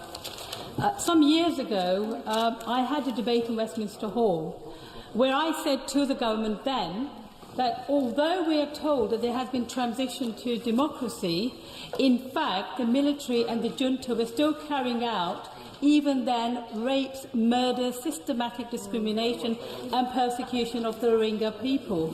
And even then I said that the fact that we have decided to lift sanctions, the fact that we're still supplying them arms, that we should not do this, that we should actually wait until the Myanmar government actually starts treating people fairly, and especially the Rohingya people, and that this, therefore, the sanctions should be lifted, the development fund should be given, and also other facilities and system, military facilities that we were given. However, I'm afraid to say the government did not listen and nobody paid any attention to it. And unlike some members, I don't accept that our government has done enough in this situation. Right. For a number of years, this issue has been pointed out and nothing has taken place. In October of this year, I raised an urgent question after we came back in recess in relation to the current crisis that is happening, and I was very disappointed when the Minister, who is today here, responded effectively saying that it was the fault of the Rohingya that had happened, even though at that time there were Human Rights Watch and Amnesty reports which were showing satellite images of the Rohingya villages being systematically burned. And even at that point, over 100,000 Rohingya people had actually fled into Bangladesh and had become refugees. And I'm afraid to say that the ministerial report was not very good at that time. I know the Deputy Speaker is looking a little puzzled at me, but I can defer to Hansard when the Minister referred to the fact that he suggested... Then, my honour, on this is obviously a very serious issue in any event. It is fair to say that the latest element of the crisis, triggered on the 25th of August, came about when ARSA killed a dozen of the security forces. The massive overreaction of the security forces was something I made very clear at that time.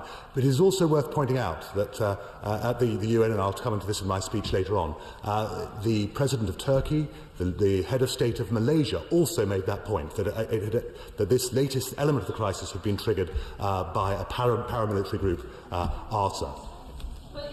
the fact that over the years there has been systematic abuse of the Rohingya people.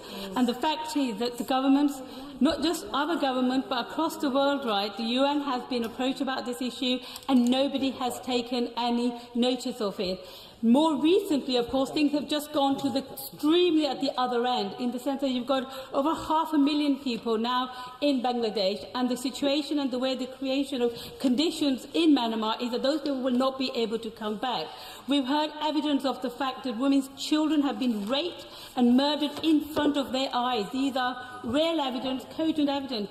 I don't know what proof the world needs that there is genocide and ethnic cleansing taking place right now, and I'm afraid to say that the international community seems to be not have done anything or sufficiently to do with this issue. It's all very well saying, well, we're not going to give you a bit more money, or we're going to provide some money for the people in Bangladesh who've gone there. That is not enough. They need loads more money. But apart from that, what they need is people who are still in Rohingya at this moment, in Burma at this moment in time, need to be looked after, and what's happening to them needs to be stopped. And that means that the government, the powerful nations in the world right, needs to get together and actually tell the Burmese to stop doing this, because only if they actually get together and tell them not to do it, they will actually stop. I can remember being in this parliament when the Libya debate was taking place. Now, on that occasion, there was fear, the threat that people may get killed, and the world came together. We were able to get UN Security Council resolution and bomb the place. And I'm not saying that we should necessarily go bombing, but I do think that there seems to be complete lack of inaction in respect to what happened in Libya, where, for example, even the Foreign Affairs Select Committee found that actually the threat was not perhaps as imminent as everybody said it was. And the fact that there you don't even know who the good guys were or the bad guys were. Here in Burma, it's a very clear situation as to who are perpetrating the crime, the ones who are carrying out the ethnic cleansing, and it is the Burmese Myanmar government, the army, the military junta. One of their generals has said very clearly this is unfinished business. So we know what they want to do, and they want to create a situation that there's no going back for the Rohingya people, back to Burma, where they belong, and they have belonged for centuries. They've lived there for centuries there. Thank you for giving way on that point. What I want to ask, and would you agree with me that because actions speak louder than words, we need to do more now? And this has been ongoing for so many years, yet we sit back, and sitting back doing nothing is doing the opposite of what we should be doing. So I would like to ask, would you agree with me that we should do more now, that we should make a stand now and do all we can to protect and stop this genocide? I entirely agree with you, and that's why when I rose up, and I know I was probably saying something different to what everybody was saying, is that I think, with respect, our government has not done enough. We saw what we were able to achieve when we wanted to go and invade in Iraq, when we wanted to go to Libya. Why is it that we can't even get some... I'm not even asking for military interventions here, but we could have a bit more work done in to stop the Burma situation. And I refuse to believe that a country like Myanmar, which is not a rich country, you can definitely, as the international community, put their heads together. They can stop what's happening. They can stop the ethnic cleansing, the systematic genocide, the rape. I'll give way. Thank you very much for giving way. The Honourable Lady talks about about doing more and not having military intervention. Can she detail what she would like to actually see us do rather than say? Well, years ago, when I actually raised this matter in Westminster Hall debate, I said that the sanctions should be still maintained. I believe that the military assistance that we're providing should be stopped. I believe all the weapons that have been sold across the world to Burmese should be stopped. And I think that people need to get together and actually talk to them. I don't believe for 1 minute that if, for example, the richest country in the world actually said to the Burmese generals, stop doing this, that they will somehow not stop doing it. They will, because when all the money is pulled out from them, when all the military stuff is taken out of them, they will do so. And I'm afraid to say that, I'm sorry to say the international community is still sitting and watching while genocide cleansing is taking place. Jim Fitzpatrick.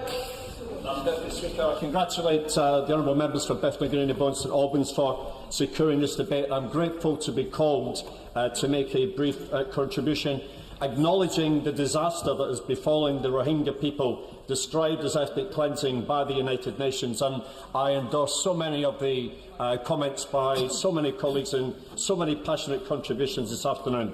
I want to pay tribute to the Government for what it has done so far to help with the international aid effort, and I look forward to the Minister updating us on the latest from UK aid in his speech when he winds up. I also want to commend the Disasters Emergency Committee in its efforts to raise awareness and funds to combat the human tragedy that has unfolded and continues to unfold. I want to praise the efforts of the Bangladeshi Government, made by so many colleagues this afternoon, in helping the hundreds of thousands of refugees that have descended into its territory. I also want to mention the efforts of a small UK Bangladesh charity like the Shripur Village Orphanage, Shishi Polly's Trust, of which I'm patron. Our founder, Pat Kerr, has collected clothes from the garment factories around Gazipur and taken them to Cox's Bazaar to do what she can to help. I'm sure replicated by many small, like-minded charities, but it's a drop in the ocean compared to the atrocities and the disaster that we've heard of this afternoon. Madam Deputy Speaker, I attended the meeting of the Sustainable Development Goals All-Party Parliamentary Group last month, when it was addressed by Achim Steiner, the new head of the UN Development Programme. When he was asked about the situation in Myanmar itself, he described it as democracy hanging by a thread. That thread, in my view, is Aung San Suu Kyi. The lady's been under house arrest or arrest for 15 of the last 21 years. Her country's been a democracy for only 18 months. And my understanding is that the military, which drafted the constitution, which guarantees them a 25% of the places in both legislative houses there, constituting an effective veto in Parliament for every major decision, which requires a 76% majority to pass. So the military control the Parliament, the military control the forces, the military are the ones who are carrying out the atrocities. Added to this distorting influence, allegations of corruption at the highest levels of the military, negative influence from foreign interests trying to exploit Myanmar's natural resources, and armed movements in regions like Shan and Kachin, as mentioned by the honourable gentleman earlier, show the challenges to the country's fledgling democratic status are huge. I'd be grateful if the Minister can advise the House what we're doing to encourage Aung San Suu Kyi in living up to the promises she made in her speech in the capital, Nai Phui Ta, on September 19th. She didn't go anywhere as far as all of us would have wanted, and I share the disappointment, the confusion and the frustration at his words. But what are we doing to press her on those invitations that she did give to the international community to attend, to assist and observe and pronounce on her and her government's efforts? I'd be grateful for the Minister's reassurance, both for the Rohingya victims and for Myanmar's democracy. If democracy, with all the attendant respects for human rights for every citizen, doesn't prevail, then the atrocities suffered by the Rohingya for so many centuries will continue. Julie Cooper. Thank you, Madam Deputy Speaker. I'm grateful to my honourable friend for Bethnal Green and Bow for securing this really important debate. And as has been mentioned by other members, it isn't actually a debate because most of us agree. We're all horrified. We've heard the details of atrocities now for weeks in this House. And none of us can have failed to have been shocked by the child beheadings, the rape, the murder, the burning of homes, this targeting, this ruthless targeting of innocent civilians. The recent outbreak of violence that began against the Rohingya people on the 25th of August is 8 weeks ago, close to 8 weeks ago now. And I want to know, members in this House on all sides are asking the question, and my constituents want to know, what has the British government done in the meantime? I applaud the efforts that we've heard about today, but does it go far enough? My constituents want to see an end to the military action, and the Rohingya that are still facing this on the ground in Myanmar, they want to see the naming and shaming of the military leader. They want to make sure that the humanitarian aid is getting to the people in Myanmar and to the camps in Bangladesh. briefly. Honourable Member for giving way. On that note, does the Honourable Member agree that access to Myanmar is crucial and we must ensure that the UN and non-governmental organisations have access to those that are left there in a vulnerable state and living and enduring this nightmare? Absolutely, I'm grateful to the Honourable Member for that point.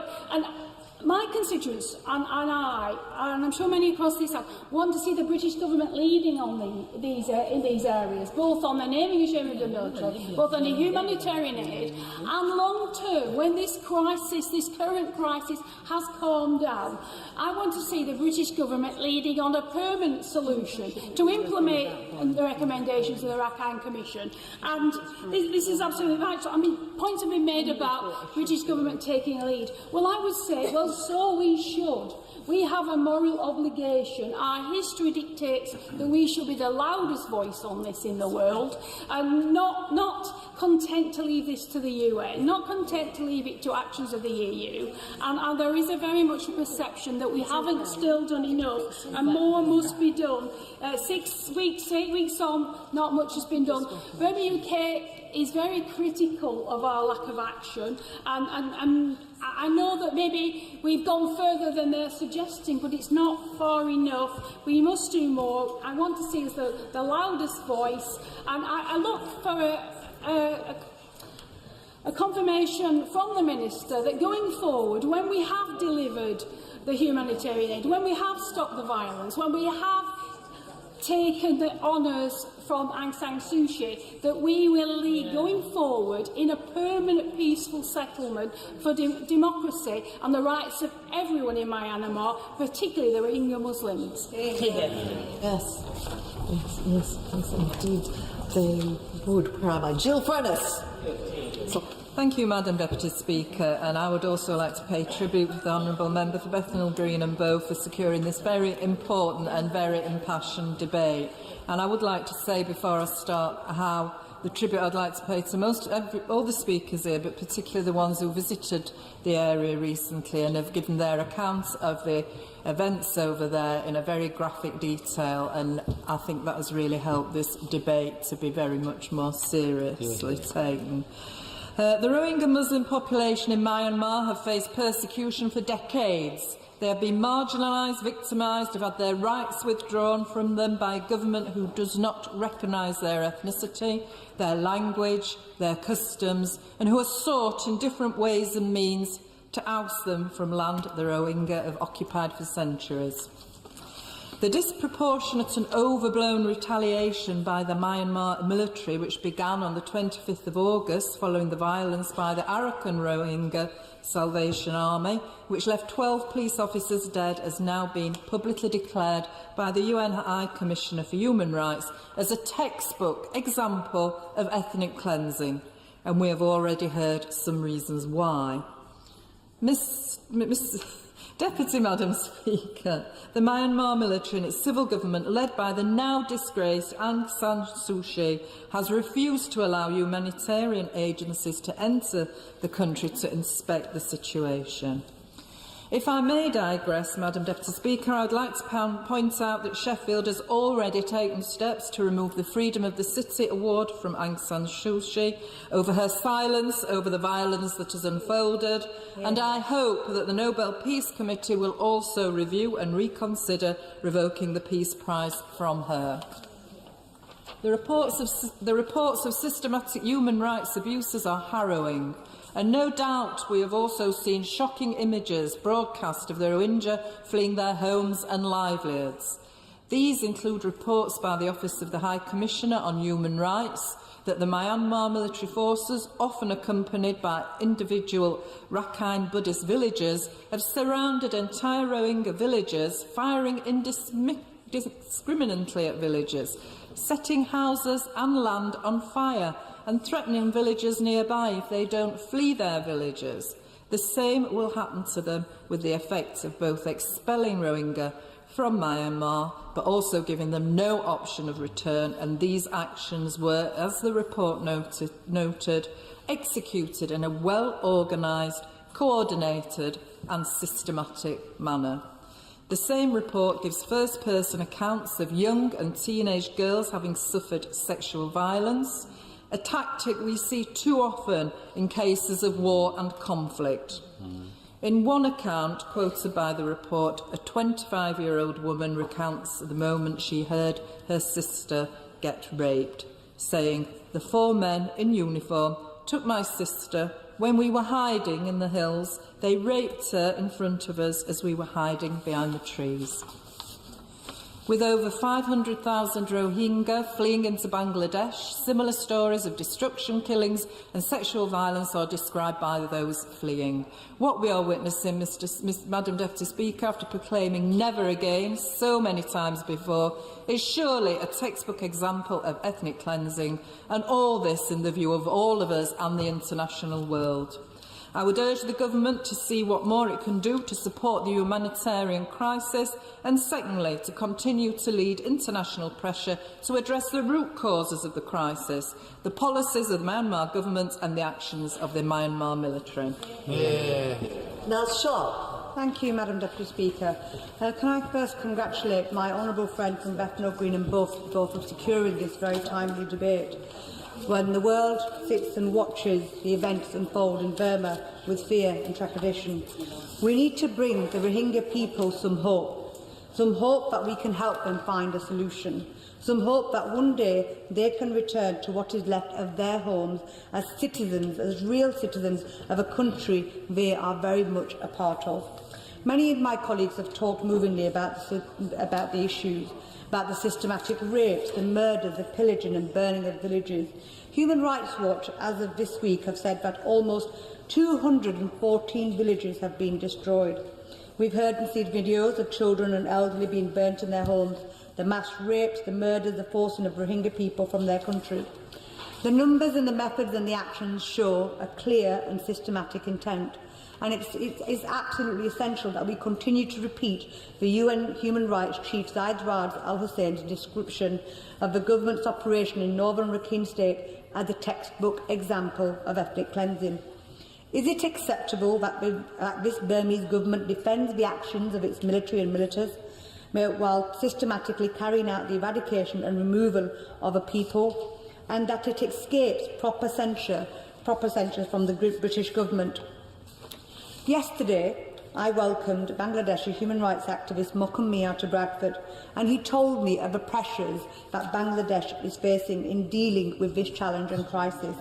Bangladesh faces its own challenges, as my right honourable friend from St Albans outlined very succinctly earlier. We need to be supporting not just the Rohingya, but also the Bangladesh for the work that it's doing. Only 2 weeks ago, I was approached by a delegation from the British Rohingya community, whose UK headquarters are based in my constituency of Bradford West. They are currently in Bangladesh supporting refugees.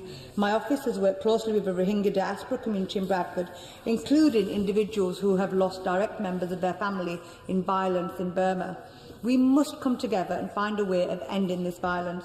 We know that the distribution and routes of aid within Burma are still difficult, and that the government there is still blocking access, which is despicable.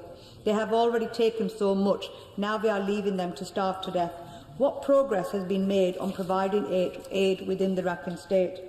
The persecution of Rohingya is sadly nothing new and has been commented on much this afternoon in this debate.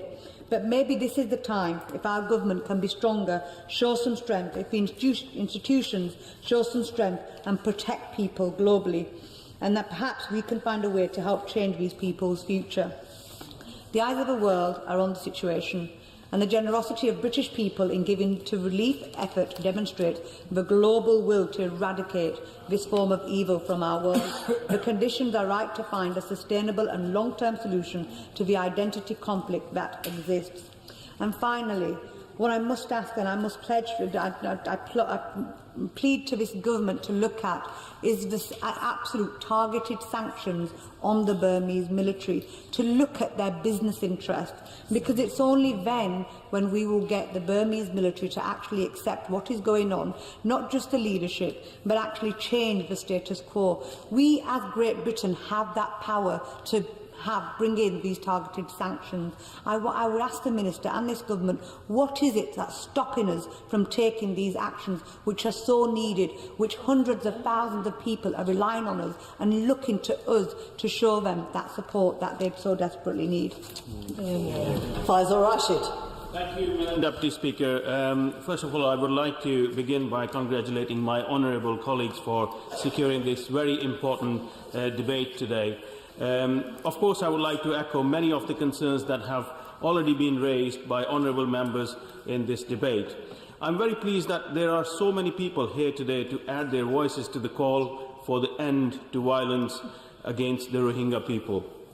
Madam Deputy Speaker, this is the third time in recent weeks that I have raised the persecution of the Rohingya people with the government. And unfortunately, despite the continued pressure from myself and from many of the members on both sides of the House, very little progress has been made on this issue. Whilst I welcomed the long overdue announcement of the suspension of British military ties to the Myanmar armed forces, there is still so much more that must be done. And we are here today to urge the Secretary of State to do more. Madam Deputy Speaker, the persecution of the Rohingya people has been allowed to continue for decades. Indeed, the United Nations has referred to the situation in Rakhine State as a textbook example of ethnic cleansing. And yet, the international community has stood back and watched as the Rohingya people have suffered at the hands of the Burmese authorities. But this most recent outbreak of violence is the most aggressive that we have seen in recent years, and we cannot remain silent.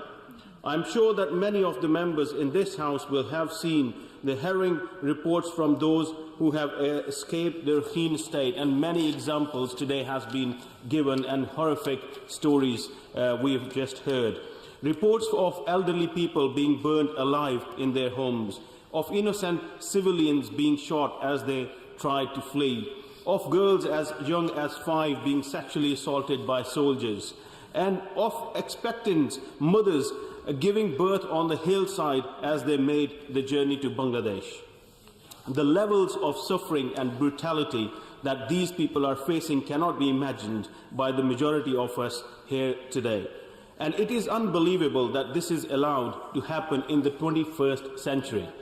Yet it has become a daily reality for the Rohingya people, over 500,000 of whom have been forced to flee to Bangladesh, driven out their homes by violence, fear and starvation.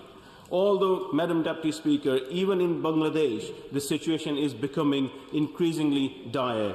Close to 70% of the refugees are without adequate shelter, and half have no safe drinking water. The efforts of the Bangladeshi authorities and aid agencies simply cannot be sustained without more support.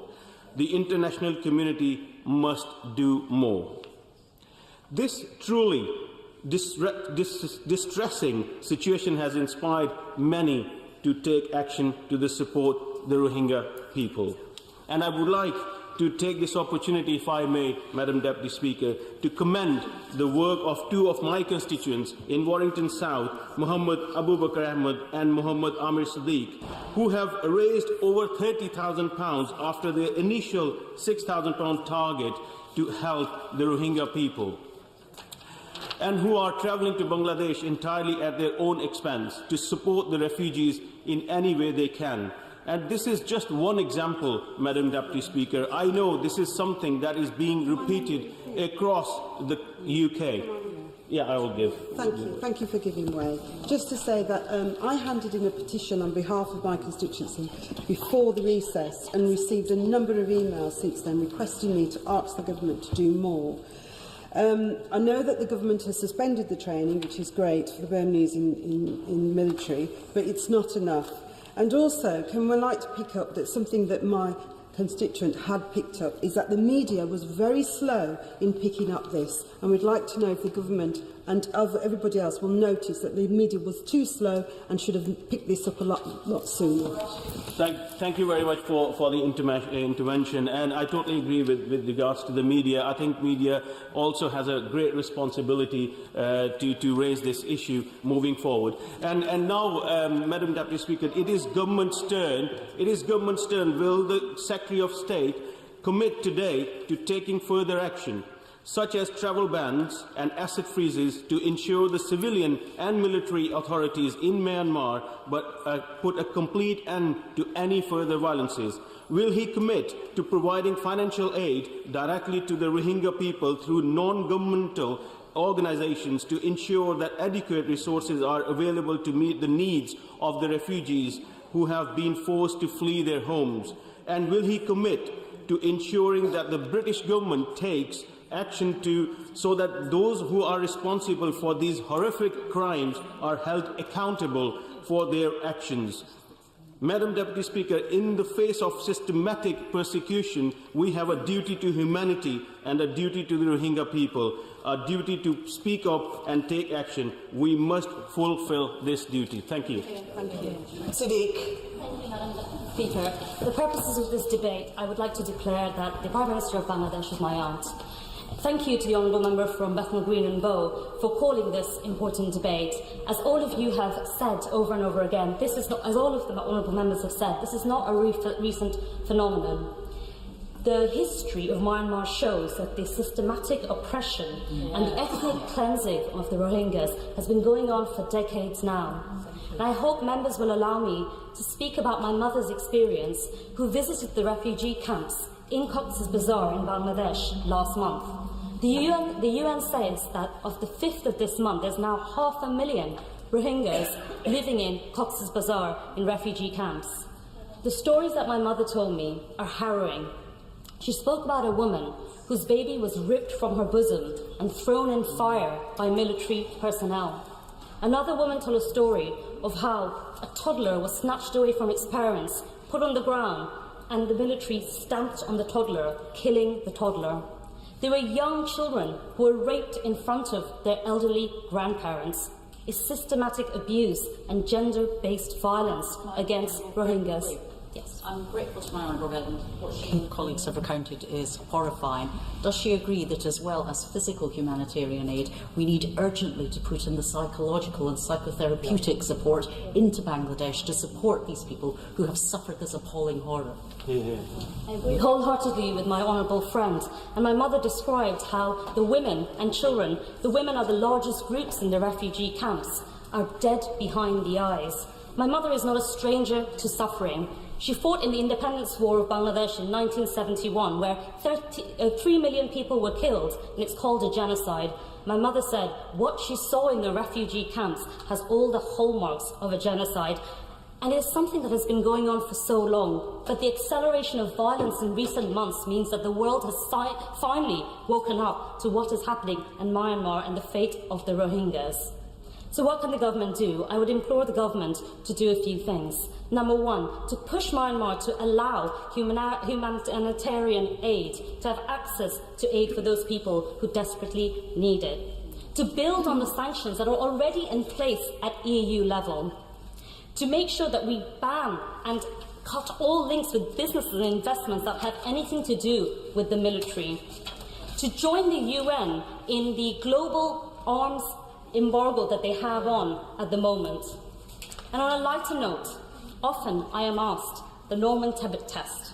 And because I'm a socialist, in cricket I always support the underdog, so I always support England. Today I will say that I'm very proud of what Bangladesh has done. It is a very poor country, as honourable members in this House will know. Having lived there and having been to school there, I know the poverty there is enormous. Bangladesh has opened its doors. It's accepted people who are so vulnerable. And I call on the government to give support to Bangladesh, because it is a country that cannot handle the sheer level of Rohingyas who are crossing the borders, desperate to have a life, desperate to live on, but it does not have the means and resources to go on. Yes. On that point, is she aware that the Burmese sent over a delegation into the camps and said, I see no Rohingya? They don't recognise the Rohingya even exist, and that's the problem. They're stateless and nobody recognises them. Thank you, Member, for her contribution. I know she's done an enormous amount of work in the Rohingya camps, but also generally in being the All-Party Parliamentary Group Chair of Bangladesh. And what she says is so disgraceful, because this is not fake news. This is real human suffering. I will be going to the Rohingya camps in December, but I don't need to go there because I know what's happening on the ground. I know that we need to speak up for the most vulnerable people in the world right now. My mother told me at the end that they are women who wait in the camps, looking over the sea, hoping, desperately hoping, that the men are going to be joining them soon. They haven't let go of that element of hope, but all they see is dead bodies of people who've tried to cross and tried to make their way to safety, but the journey is too dangerous, so there is urgent help needed. So going back to my Norman Tebbit test, I am proud of Bangladesh, but I would like my government, the British government, where I am an MP, to help Bangladesh, to make sure that we stop this ethnic cleansing, that we stop this genocide, and that people point to my country, to England, and say they are the people who helped to stop this crisis.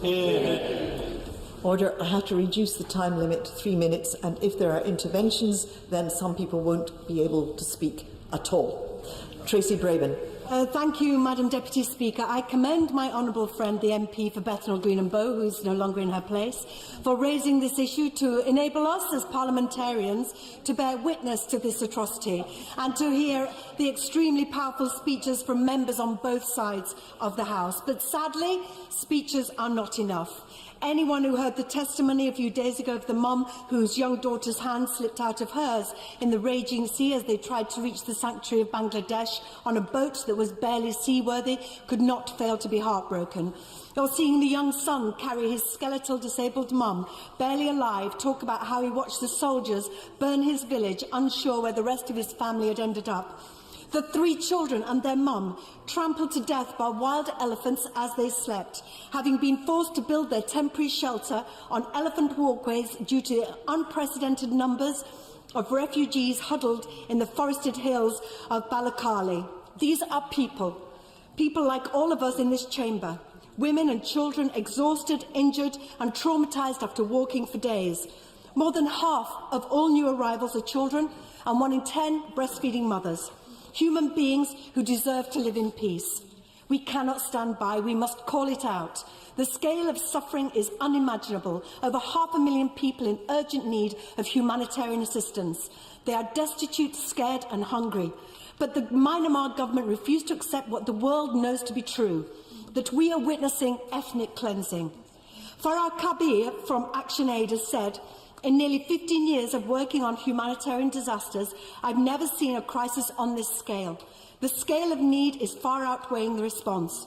And if anyone saw the recent posting on Twitter of a drone flying over the refugee camp in Bangladesh, the conditions for those that do manage to escape are barely fit for animals, let alone human beings. And it seems as if the world is holding the coat of the oppressor, standing by, wincing when it's all too much, but doing nothing to protect the victims. We need political will. We need to pressure the EU to support a UN-mandated global arms embargo. Yesterday, UN representatives met to discuss the crisis and issued a joint statement suspending invitations to military leaders, reviewing defence cooperation with Myanmar in the light of the disproportionate use of force. I'll keep going. And against the Rohingya, as well as placing an embargo on weapons and equipment. It's all good, but it's not enough. We need to ban new investment in business relations with military-owned companies and members of the military and their families. Reinstate the annual General Assembly resolution on human rights in Myanmar. The international community, including the EU, has failed the Rohingyas. Hundreds of thousands of people, many of them children, have paid the price. To do nothing is unacceptable. To speak without taking action is unacceptable. It's time to have courage to do the right thing. The Rohingyas are counting on us because we are all they've got. Thank you. Mom. Thank you, Madam Deputy Speaker. I had a speech, and with all these occasions, I might as well just put it down on the bench. But actually, I don't need to say quite a lot of what has been said already, because the way that people have articulated the plight of people who have suffered, the men, women and children, and the human story, genuinely I found touching. There were points during the debates where I could barely keep composure. Yes. And in some ways that's what makes me proud of this Parliament. That's what's making me proud to be British. The fact that actually our values are what drives our decisions, that we don't allow for that inhumanity to take place and just to stand aside as if it's nothing to do with us.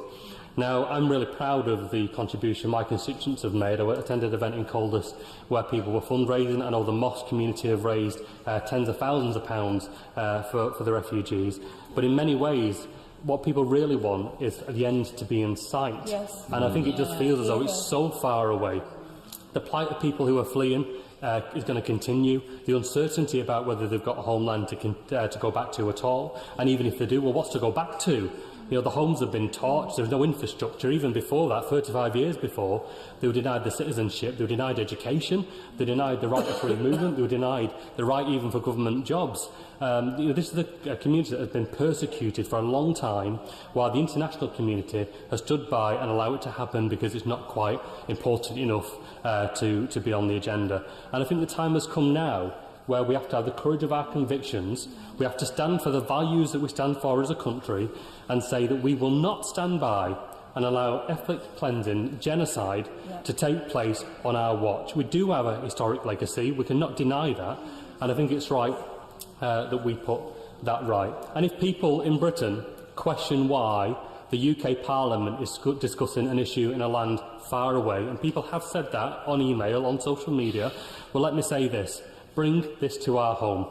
What if it was your daughter that had been raped when she was 5 years old, or your son that had been killed when he was 12 years old, or your father that had been burnt to death in the house that you once lived in? Just imagine if you were in that situation, and what would you want to do? You would hope to God that there was somebody else in another country, another land, that was willing to step up and do the right thing to save them, wouldn't you? Yeah. Caroline Lucas. Thank you, Madam Deputy Speaker. I want to thank the Honourable Member for Bethnal Green and Bow for securing this incredibly important debate and for all the work that she's been doing to ensure that the Rohingya have their voices heard. And I thank her and all of the other Honourable Members for their powerful speeches this afternoon, calling out ethnic cleansing for what it is. Now, I'm not going to repeat the catalogue of horrors that others have documented so clearly in all their terribleness, but I do want to say how important it is that this place is speaking out and doing so powerfully.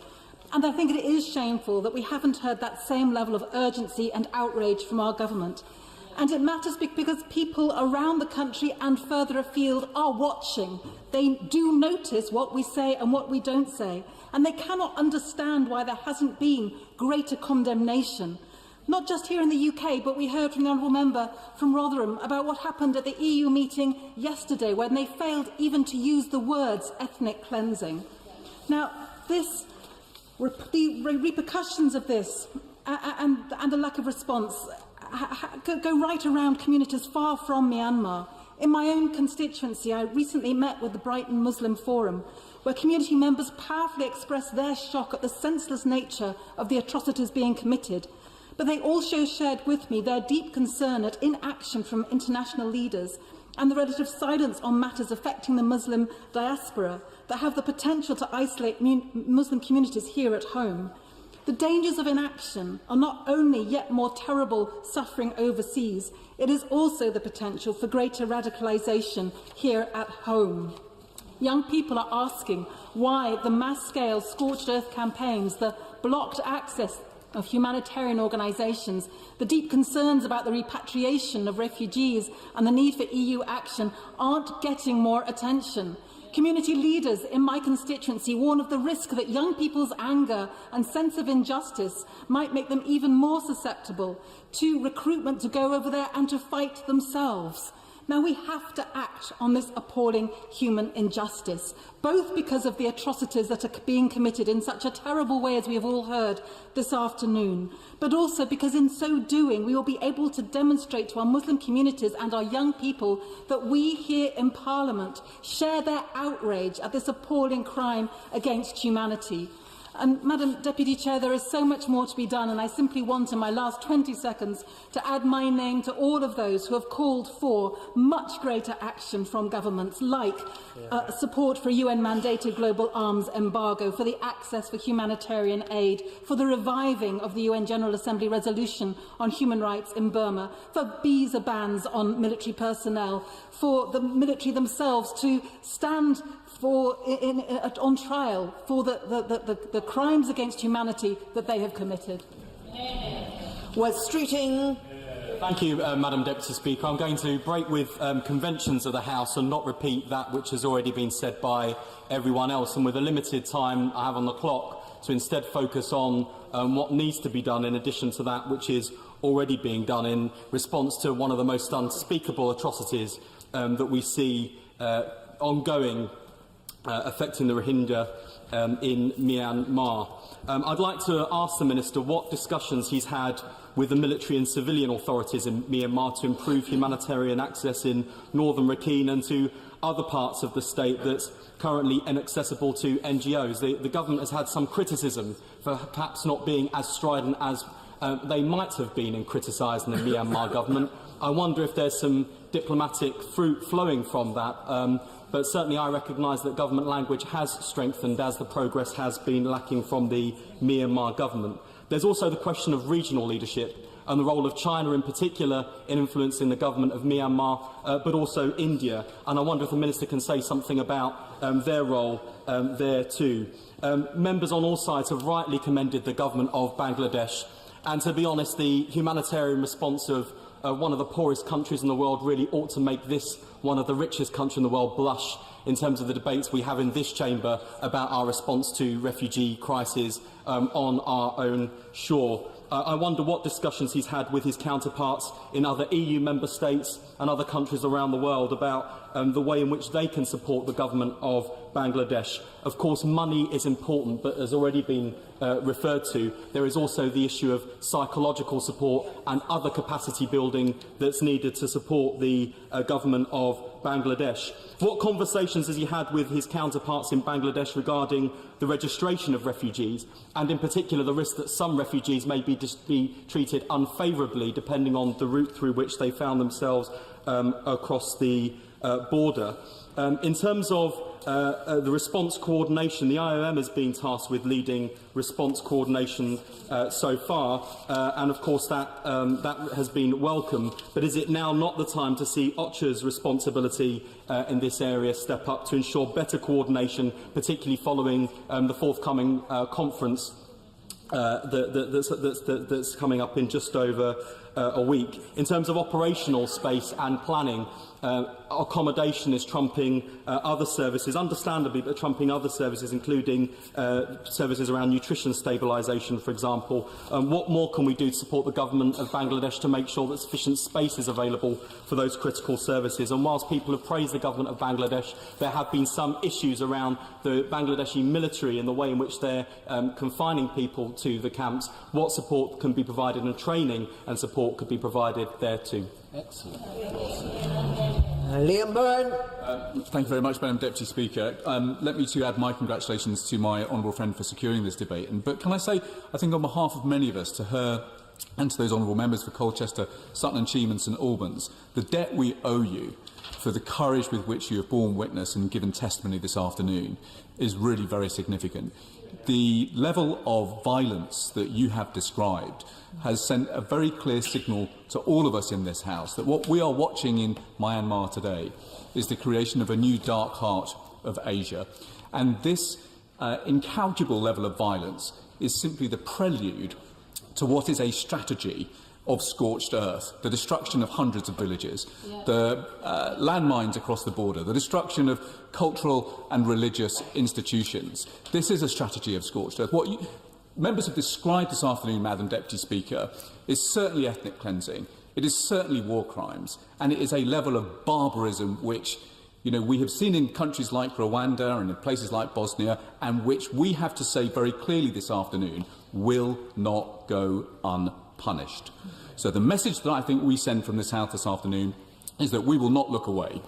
We will ensure that justice is delivered, and wherever and whenever we can, we will see the leaders of these atrocities in The Hague on trial for war crimes. I think that all totalitarian regimes down the ages have traded on delusion and on fear and on silence. Well, we are not under any illusions in this House. We are not afraid, and we will not look away until justice is finally done. We will not tolerate this, and we will certainly not appease it. We are not an empire, as my honourable friend said earlier, thank God. But we have a moral responsibility. We are still, thank God, still members of the EU. We still do have a membership of the Security Council. We are still the leader of the Commonwealth. We expect in this House the government to use every instrument at its disposal to mobilise the international community around the aims which have been set out in this debate. We have to be unflinching in our determination to see justice. And so I hope that the Minister, when he winds up this debate, will be able to set out very clearly for the House why should we not see an EU ban on arms sales, but also new investment? Why would we not expand the visa ban on military personnel and others of interest? Why would we not see an end of all EU cooperation around training for senior personnel in Myanmar? And why would we not reinstate the annual General Assembly resolution on human rights in Myanmar? The arc of justice is long. Arc of history is long. It does bend towards justice, but we haven't got forever. We need to end this injustice now. Jim Shannon. Thank you, Madam Deputy Speaker. First of all, can I say it's a pleasure to speak on this subject. It's not an easy subject to talk about. Some of the experiences we've had today are very heartrending and they do bring tears to our eyes. I've spoken on this issue before, and I'm very happy to speak on it again and to say very clearly this persecution must be brought to an end as a matter of urgency. Madam Deputy Speaker, I remember watching the film on TV some years ago. It was The King and I, where the King of Burma sent a slave as a gift in the film. That was make-believe, or maybe part of history. But today we have the reality of that taking place every day amongst hundreds and indeed thousands of people. The Rohingya have been denied identification cards, all freedom of religious practice, as well as access to employment and most social services. The UN Secretary-General and the UN High Commissioner for Human Rights have described this violence as textbook ethnic cleansing. Myanmar has received billions of dollars in aid since 2011 and has now prohibited the aid organisations from delivering life-saving food and humanitarian assistance to the Rohingya Muslim population. Can I ask the Minister, what has been done to address that issue of getting aid through to the people who need it most? The Bangladeshi government, as others have spoken already today, has stepped up and provided the limited humanitarian aid to Rohingya refugees in Bangladesh. Some 30 NGOs have been cleared to operate since September 2017. Bangladesh still has plans to forcibly relocate Rohingya refugees to Thengar Char Island, an uninhabited, undeveloped coastal island which is often flooded and submerged during monsoon season. Again, I would express some concern in relation to that. Christian minorities in Myanmar, such as the Kachin, Chin and Naga peoples, have also been persecuted by the state. According to the US International Commission on Religious Freedom, there have been incidents of intimidation and violence against Christians, the forced relocation and destruction of Christian cemeteries, violent attacks on places of worship, sexual violence in church compounds, torture and an ongoing campaign of coerced conversion to Buddhism. To date, approximately, according to the figures, 120,000 Christians out of that massive number of 800,000 have been forced to flee their homes. There is concern among some of the NGOs that while Bangladesh has been more hospitable to Rohingya refugees since the most recent wave of violence, this policy could change. And again, Minister, we ask for a commitment to the financial assistance that Bangladesh has to make sure that that can continue. I would ask the Minister as well, we know he's a compassionate man, he's a man of feeling, a man that understands the issues, and I mean that genuinely and sincerely, Minister. I would ask what the SCO will he call for the Myanmar government to review or repeal the 1982 citizenship law to grant the Rohingyas their citizens' rights. Because if that happens, then they can have some hope for the future and perhaps someday return. So what more can be done? And would the FCO be prepared to do this? We in this House today stand with the voiceless. We stand for those and alongside those who are tortured, who are in pain and violent. Thank you. Thank you, Mr. Speaker. The latest data shows that there are 164,000 people born in Bangladesh who held British nationality in December of last year. In addition, of course, there are many tens of thousands of British citizens who were born in this country whose parents were born in Bangladesh. This country has very strong family ties with Bangladesh, and we all benefit from sharing both economically and culturally. The Bengali community in Ipswich are very seriously concerned about the plight of the Rohingya. Bangladesh itself went through a period of oppression, and thousands of refugees were created there before that nation's independence. So the people of Bangladesh and the Bengali people here in the United Kingdom understand the ordeal that the Rohingya are suffering. And I'm glad to be able to say that non-Bengali residents in Ipswich are also joining in the campaign to assist the refugees in solidarity with their Bengali neighbours. More than 500,000 Rohingya have fled across the border to Bangladesh in the last couple of months. That's a very cautious estimate. The number is probably well over 800,000 now in Bangladesh. The same or greater than the total immigration of non-UK nationals to this country the whole of last year. And yet, the GDP per head in Bangladesh for 2016, according to the IMF, was just £2,700 in purchasing power parity terms per head. For the UK, it was £29,500, more than 10 times as much. It is often said that the poorest countries are the most generous, and it is certainly the case that the Rohingya who have managed to reach Bangladesh have found a really welcome and real sympathy and support. But we cannot stand idly by and see this humanitarian crisis unfold and expect the Bangladeshi people to be able to deal with it on their own.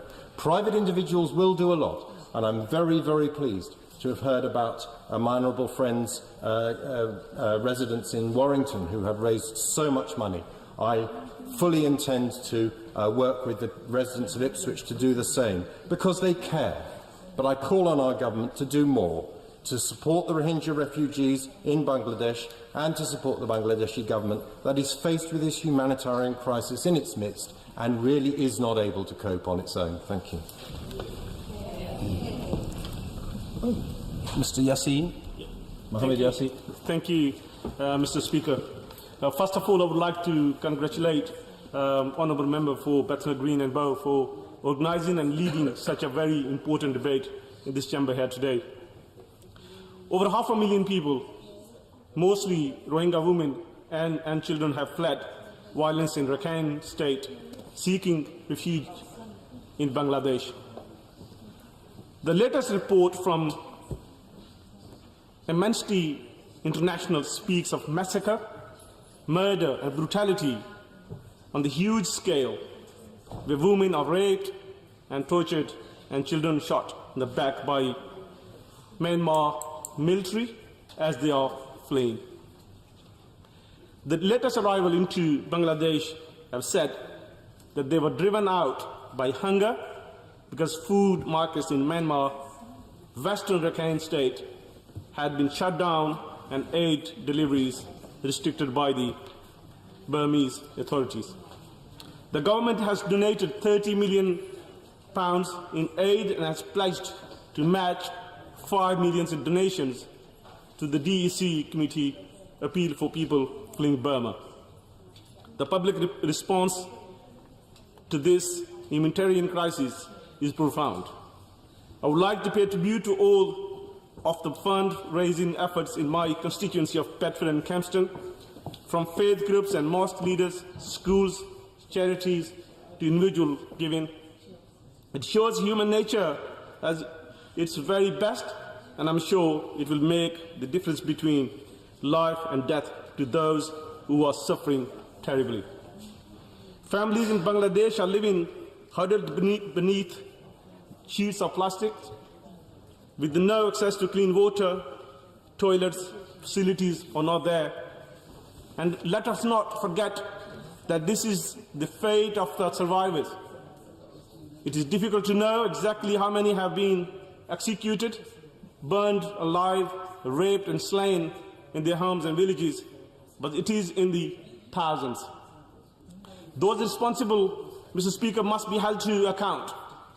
Myanmar military cannot simply sweep serious violations under the carpet by announcing another sham internal investigation. While aid is vital, we know the money can only do so much.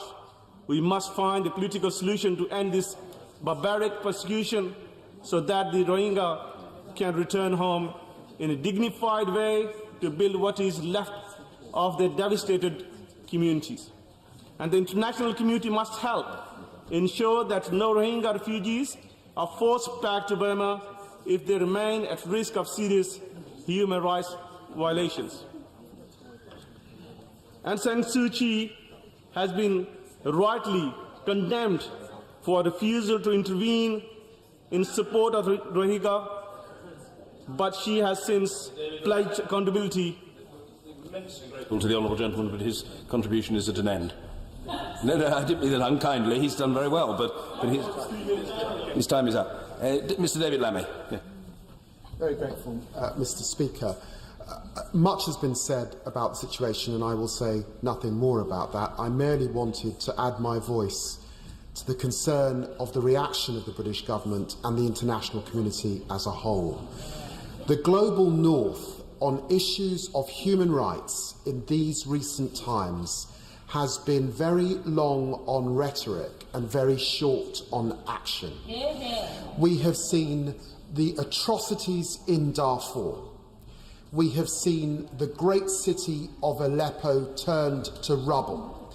And now we have this situation in Myanmar and the terrible plight of the Rohingya people. And there is something that connects so much of this. One, is there a crisis in the UN itself when China and Russia refuse to accept a resolution that would condemn what we are seeing and see action? Is there a crisis in countries that would include our own? Because as we turn inward with huge concern about immigration, we turn away from the refugees fleeing atrocities across the world and have so little to say. This is a country that was at the centre of the UN Declaration on Human Rights in the first place. It came out of the huge atrocities committed by Hitler and the Holocaust. That was a time when we learnt that the plight of refugees is something we must face and we must look at directly. It was also a time when we learnt that ethnic cleansing and genocide should be condemned robustly and bravely. And so because of Britain's historic relationship with Bangladesh and with Burma, there is a moral responsibility in this House and on this government to lead the charge across the world as we see a human rights in crisis. These people are amongst the very poorest. And just as we have seen in the continent of Europe, Greece, one of the poorest countries, picking up the burdens of refugees from Syria and North Africa as most of Europe looks in the other direction. Now we expect Bangladesh in Asia to do the same. It takes strong condemnation. It takes a country aware of its own history and global history. This is a moment to stand up bravely for human rights. I asked the representative of the Scottish National Party not to exceed 7 minutes maximum, because, and I emphasise this to the House, a lot of people have put questions, and I think it is important that the Minister has a proper opportunity to respond, and I want the honourable member for Bethnal Green and Bow to have a minute or two to respond in conformity with the usual practice on these occasions at the end. The honourable gentleman is an obliging fellow, and I'm sure he'll oblige us. Mr Chris Law. Thank you, Mr Speaker, and I'll try and reduce this speech quite shortly, because the key points have been made, particularly of the awful atrocities that have been happening against the Rohingya people in Myanmar, and hearing the horrific stories from around this chamber, beginning, of course, with member for Bethnal Green and Bow. Just to list some of the atrocities, as we've already heard: government soldiers stabbing babies, cutting off boys' heads, gang raping girls, shooting 40mm grenades into houses, burning entire families to death, and rounding up dozens of unarmed male villagers and summarily executing them. I think that kind of says it all. I think when the UN branded the Burmese government as textbook ethnic cleansing, that was being polite, to say the least. For those who have survived to get into Bangladesh, the torture continues, not directly from the Burmese military, but malnutrition, cholera and other diseases.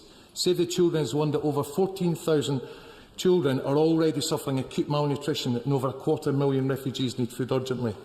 60% of all refugees going into Bangladesh are in fact children. That's more than half.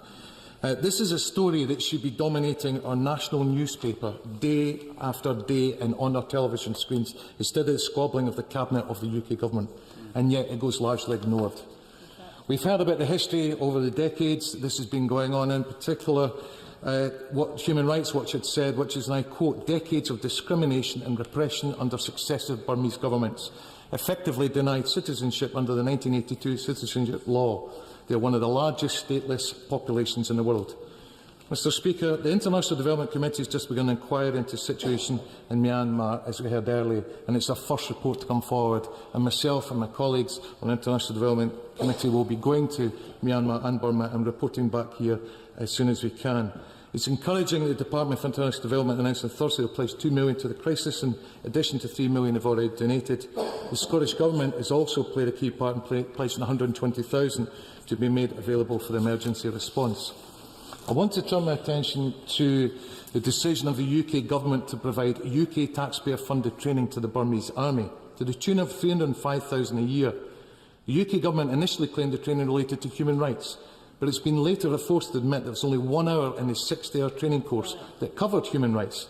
Now, considering the history of the Burmese military, the decision to train and trade with the Burmese military is a spectacular failure of this government's foreign policy. The UK Government announced only last September the military training contracts between the British military and Myanmar would be immediately suspended, and I welcome that. However, ending the free training programme should be just one small part of a wide range of measures that pressure the military to end its violations of international law. For too long, Mr Speaker, the international community has tolerated the intolerable. Therefore, the UK must put strong international pressure on the Burmese civilian and military government to stop the persecution and help negotiate a process for the protection of those remaining Rohingya in Myanmar and the return of those who have been forced to flee.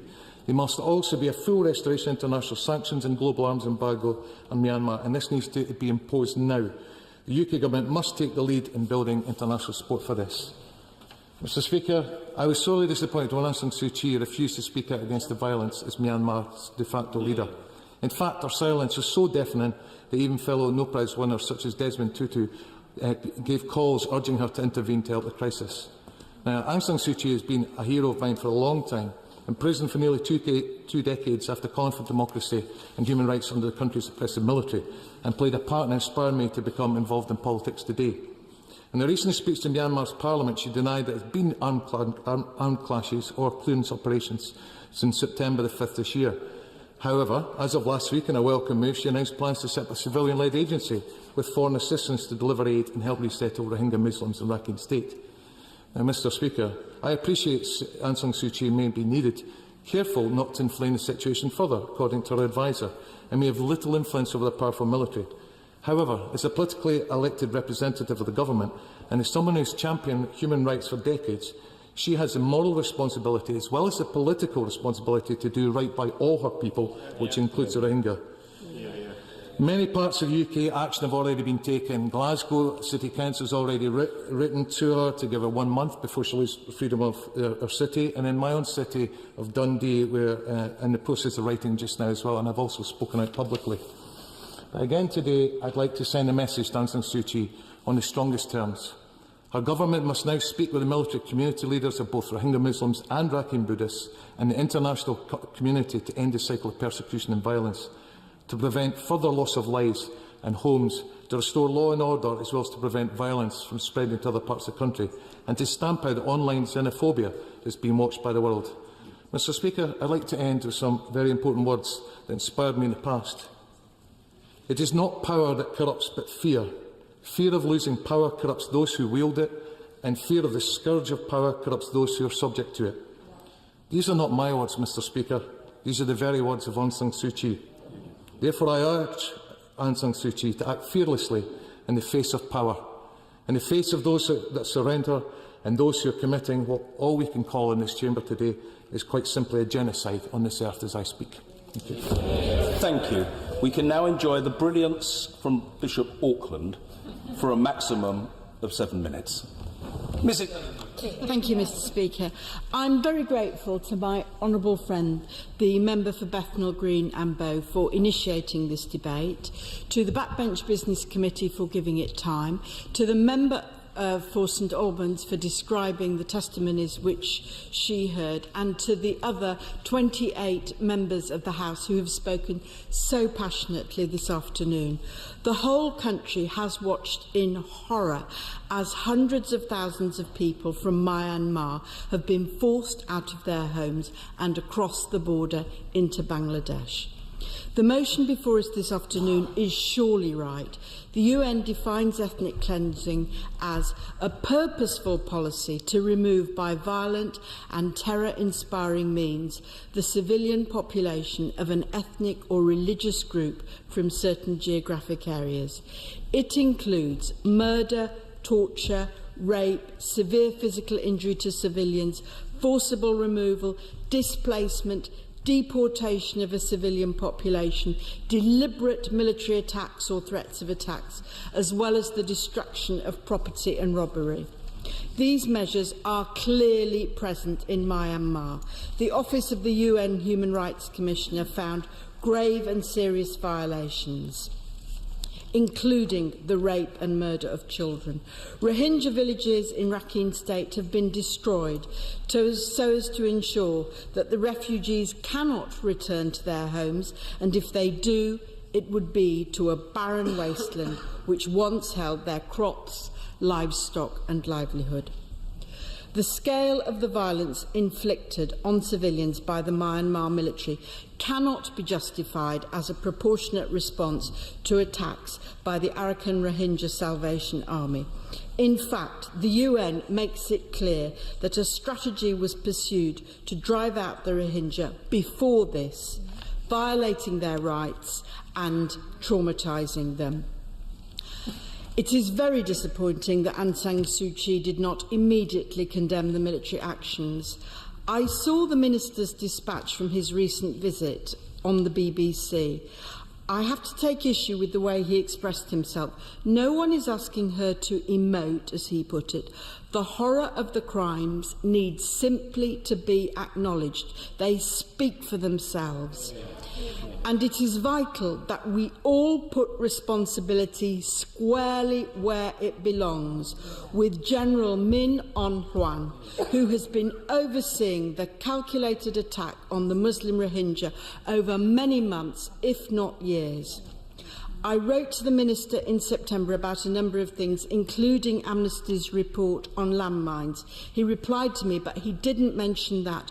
Could he please also raise that with the Myanmar government?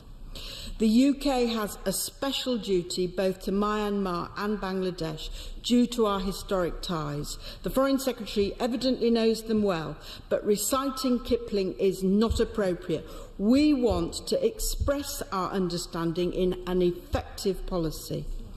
The British public have been typically generous in responding to the Disaster Emergency Committee appeal, and I would urge people who are concerned to give in this way. This is the most effective way to help the Rohingya refugees. I'm pleased that ministers are matching it from the DFID budget.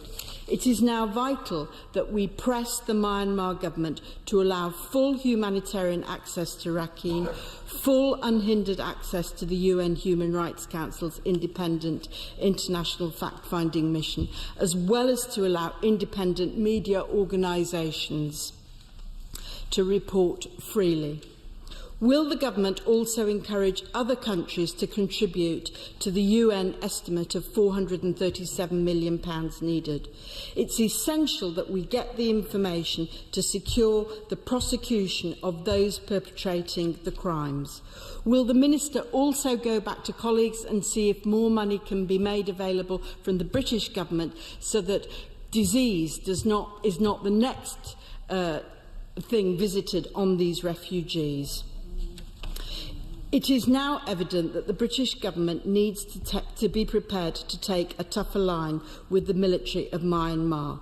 Please will the government consider personal sanctions as well as visa restrictions against the military and their families, promoting an international arms embargo mandated by the UN along the lines of the EU's, a halt on investment and business with military-owned companies so that ensure that any aid which flows to those parts of the country which they control. We also need to see a long-term, sustainable solution. Myanmar has the highest number of stateless people. Until all minorities in Myanmar are equal under the law and are able to gain political representation, the transition to democracy, for which so many have struggled for so long, will not be complete. Thank you. The Minister of State at the Foreign and Commonwealth Office, Minister Mark Field. Thank you, Mr Speaker. May I thank my constituency neighbour, the Honourable Member for Bethnal Green and Bow, for initiating this debate. I think all of us here admire her heartfelt dedication and her commitment to the Rohingya, and I appreciate the strength of feeling in the House during the course of this debate. Given the constraints of time, please forgive me if I deal with some of the specific issues that have been raised during the course of the debate in writing over the course of the next few days. But I very much welcome this opportunity to update the House on the government's actions to address the appalling situation facing the Rohingya in Rakhine State. This has, of course, been a fast-evolving crisis over recent weeks. I think we've all heard, and I would like to praise particularly the Honourable Lady for Bethnal Green and Bow, but also my honourable friends from Colchester, from St Albans and from Sutton and Cheam, who've been there recently for what they said about what they saw from the Bangladeshi side of the border, at least. Now, the recent and continuing violence in Rakhine is tragically, as many members know, only the latest manifestation of some very long-standing hostilities. The Rohingya have suffered terrible persecution over several decades. Their already very limited rights, if you can call them that, have been eroded by successive military governments, and as people without citizenship, as stateless folk, they have become increasingly marginalised in Burma and indeed at times in Bangladesh as well. They have been victims of outbreaks of sustained violence and displacement before, most recently large-scale in 2012 and as recently as October 2016. However, the movement of people since the 25th of August and the violence by the security forces has been on an unprecedented scale. Deadly attacks on Rohingya communities by vigilante groups have also been reprehensible, and it is deeply concerning that these incidents have reportedly been carried out in collusion with the Burmese security forces. Now, the consequences of this violence are, as I say, appalling, as I saw for myself when I travelled there at the end of last month, the first Western minister to visit Burma since the crisis began. What I heard in Sitwe, the capital of Rakhine State, was truly heartbreaking. The descriptions of murder, of rape and other human rights violations and abuses I heard which had taken place in a matter of weeks before, when I visited camps in Burma, were, of course, horrifying. Over 500,000 Rohingya refugees have fled their homes and crossed into Bangladesh.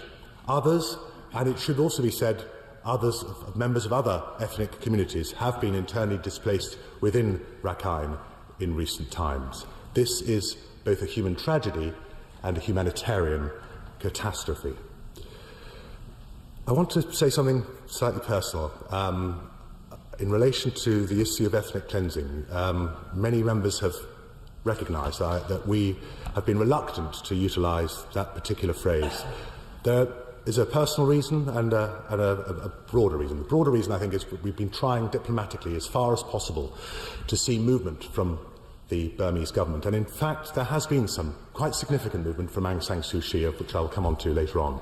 There's another slightly more personal reason, and it goes back to the rather provocative statement from the member for Oldham West and Royton. My own mother was ethnically cleansed as a German national in the early months of 1945. She moved from a part of Germany that my forefathers had lived in since the 1720s. She was able to return to briefly as a visitor in her 50s. I have never seen that part of the world. It's a phrase because it is loaded, I think, with great emotion and a sense of a finality about ethnic cleansing that I have hitherto been relatively reluctant to use, not in any way a disrespect to the Rohingya, but we still maintain a hope that many Rohingya will be allowed to return safely to Burma. It may be a forlorn hope. However, I do also accept the UN High Commissioners for Human Rights having said that it seemed to him like a textbook case of ethnic cleansing. And I conclude this appears, I'm afraid, to be increasingly an accurate description of what has happened. What I believe is essential now is that the Burmese government and the security forces enact the positive measures announced by State Councillor Aung San Suu Kyi on Thursday evening. This includes the establishment of a new civilian-led body to oversee the return of those who have fled and the development of Rakhine into a state, perhaps with a martial aid for that state, into which all communities can live together sustainably. The security forces need to ensure that the Rohingya feel safe to return. They must, in my view, also permit the massive upscaling in international humanitarian relief in Burma, so desperately needed by those who have remained or we hope will return to Rakhine. Now, within the international community, I'm glad to say most members, I accept not all, but most members here recognise the UK is playing a leading role, and rightly we do for historical reasons, in seeking a solution to this diplomatic, political and humanitarian crisis. We continue to engage extensively with the Burmese government to seek an end to the violence, full humanitarian access to Rakhine and the return of those Rohingya who have fled. My right honourable friend, the Foreign Secretary, has spoken to Aung San Suu Kyi twice in recent weeks, and I held face-to-face negotiations and discussions with her in Naypyidaw, the capital of Burma, on the 27th of September. During that visit, I also pressed civilian and military officials to stop the violence, to allow humanitarian access without delay, and to commit to the safe return of the Rohingya. Ministerial colleagues across government have also been putting pressure on the Burmese government and military. We have suspended military visits from Burma, as well as our defence education cooperation, and we are calling upon the EU to do likewise. Now, in response to the terrible humanitarian situation across the border in the refugee camps in Bangladesh, DFID is providing extensive assistance, and I want to thank my colleagues in that department for playing such an important role in mobilising international support. Bangladesh, as we know, faces an almost insurmountable challenge in providing genuine assistance to these refugees. Within days of the latest outbreak of hostilities, the UK government, as has been pointed out, pledged an additional £30 million in support. These funds are providing essential shelter, food and water to those in desperate need. We want to do more, far more, and I think the message from this House today will be heard loud and clear within that department. Now, I visited Bangladesh after Burma last month, together with my right honourable friend, the Minister of State for International Development. We met Bangladeshi ministers and senior officials, the UN and other development officials, and expressed our appreciation for the support that they were providing. In turn, they appreciated the UK's leadership in providing humanitarian aid on the ground. We've also been working tirelessly to focus international attention and pressure on the Burmese security forces. We've raised Burma 3 times at the UN Security Council and convened an international meeting in New York with Kofi Annan only last Friday. The Foreign Secretary also convened a meeting of foreign ministers at the UN General Assembly in New York on the 18th of September, and I was the only European minister to address a meeting on Burma organised by the Organisation for Islamic Cooperation the following day, at which I would point out the UK government was specifically singled out by the OIC Secretary-General, a Saudi Arabian gentleman, for our diplomatic, political and humanitarian leadership in response to this crisis. Through this engagement, we have galvanised the international community around a 5-point plan. The security forces must stop the violence. There has been no major violence reported since the 5th of September. Full humanitarian access within Burma must be secured. Refugees must be allowed to return to Burma in a voluntary, safe and dignified manner.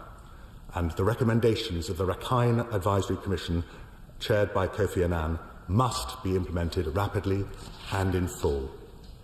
And above all, that Burma must grant access to and fully cooperate with the UN Human Rights Council's fact-finding mission. Though the civilian government has started to make progress on these points, the Burmese security forces have not yet heeded the call. We are discussing the next steps in the Security Council to increase the pressure, but I would say to honourable members, and it was, I think, reflected on by the Right Honourable Gentleman for Tottenham, one of the problems is to get a UN Security Council resolution through requires the cooperation of both China and Russia, who hitherto we would reckon are likely to veto any such resolution.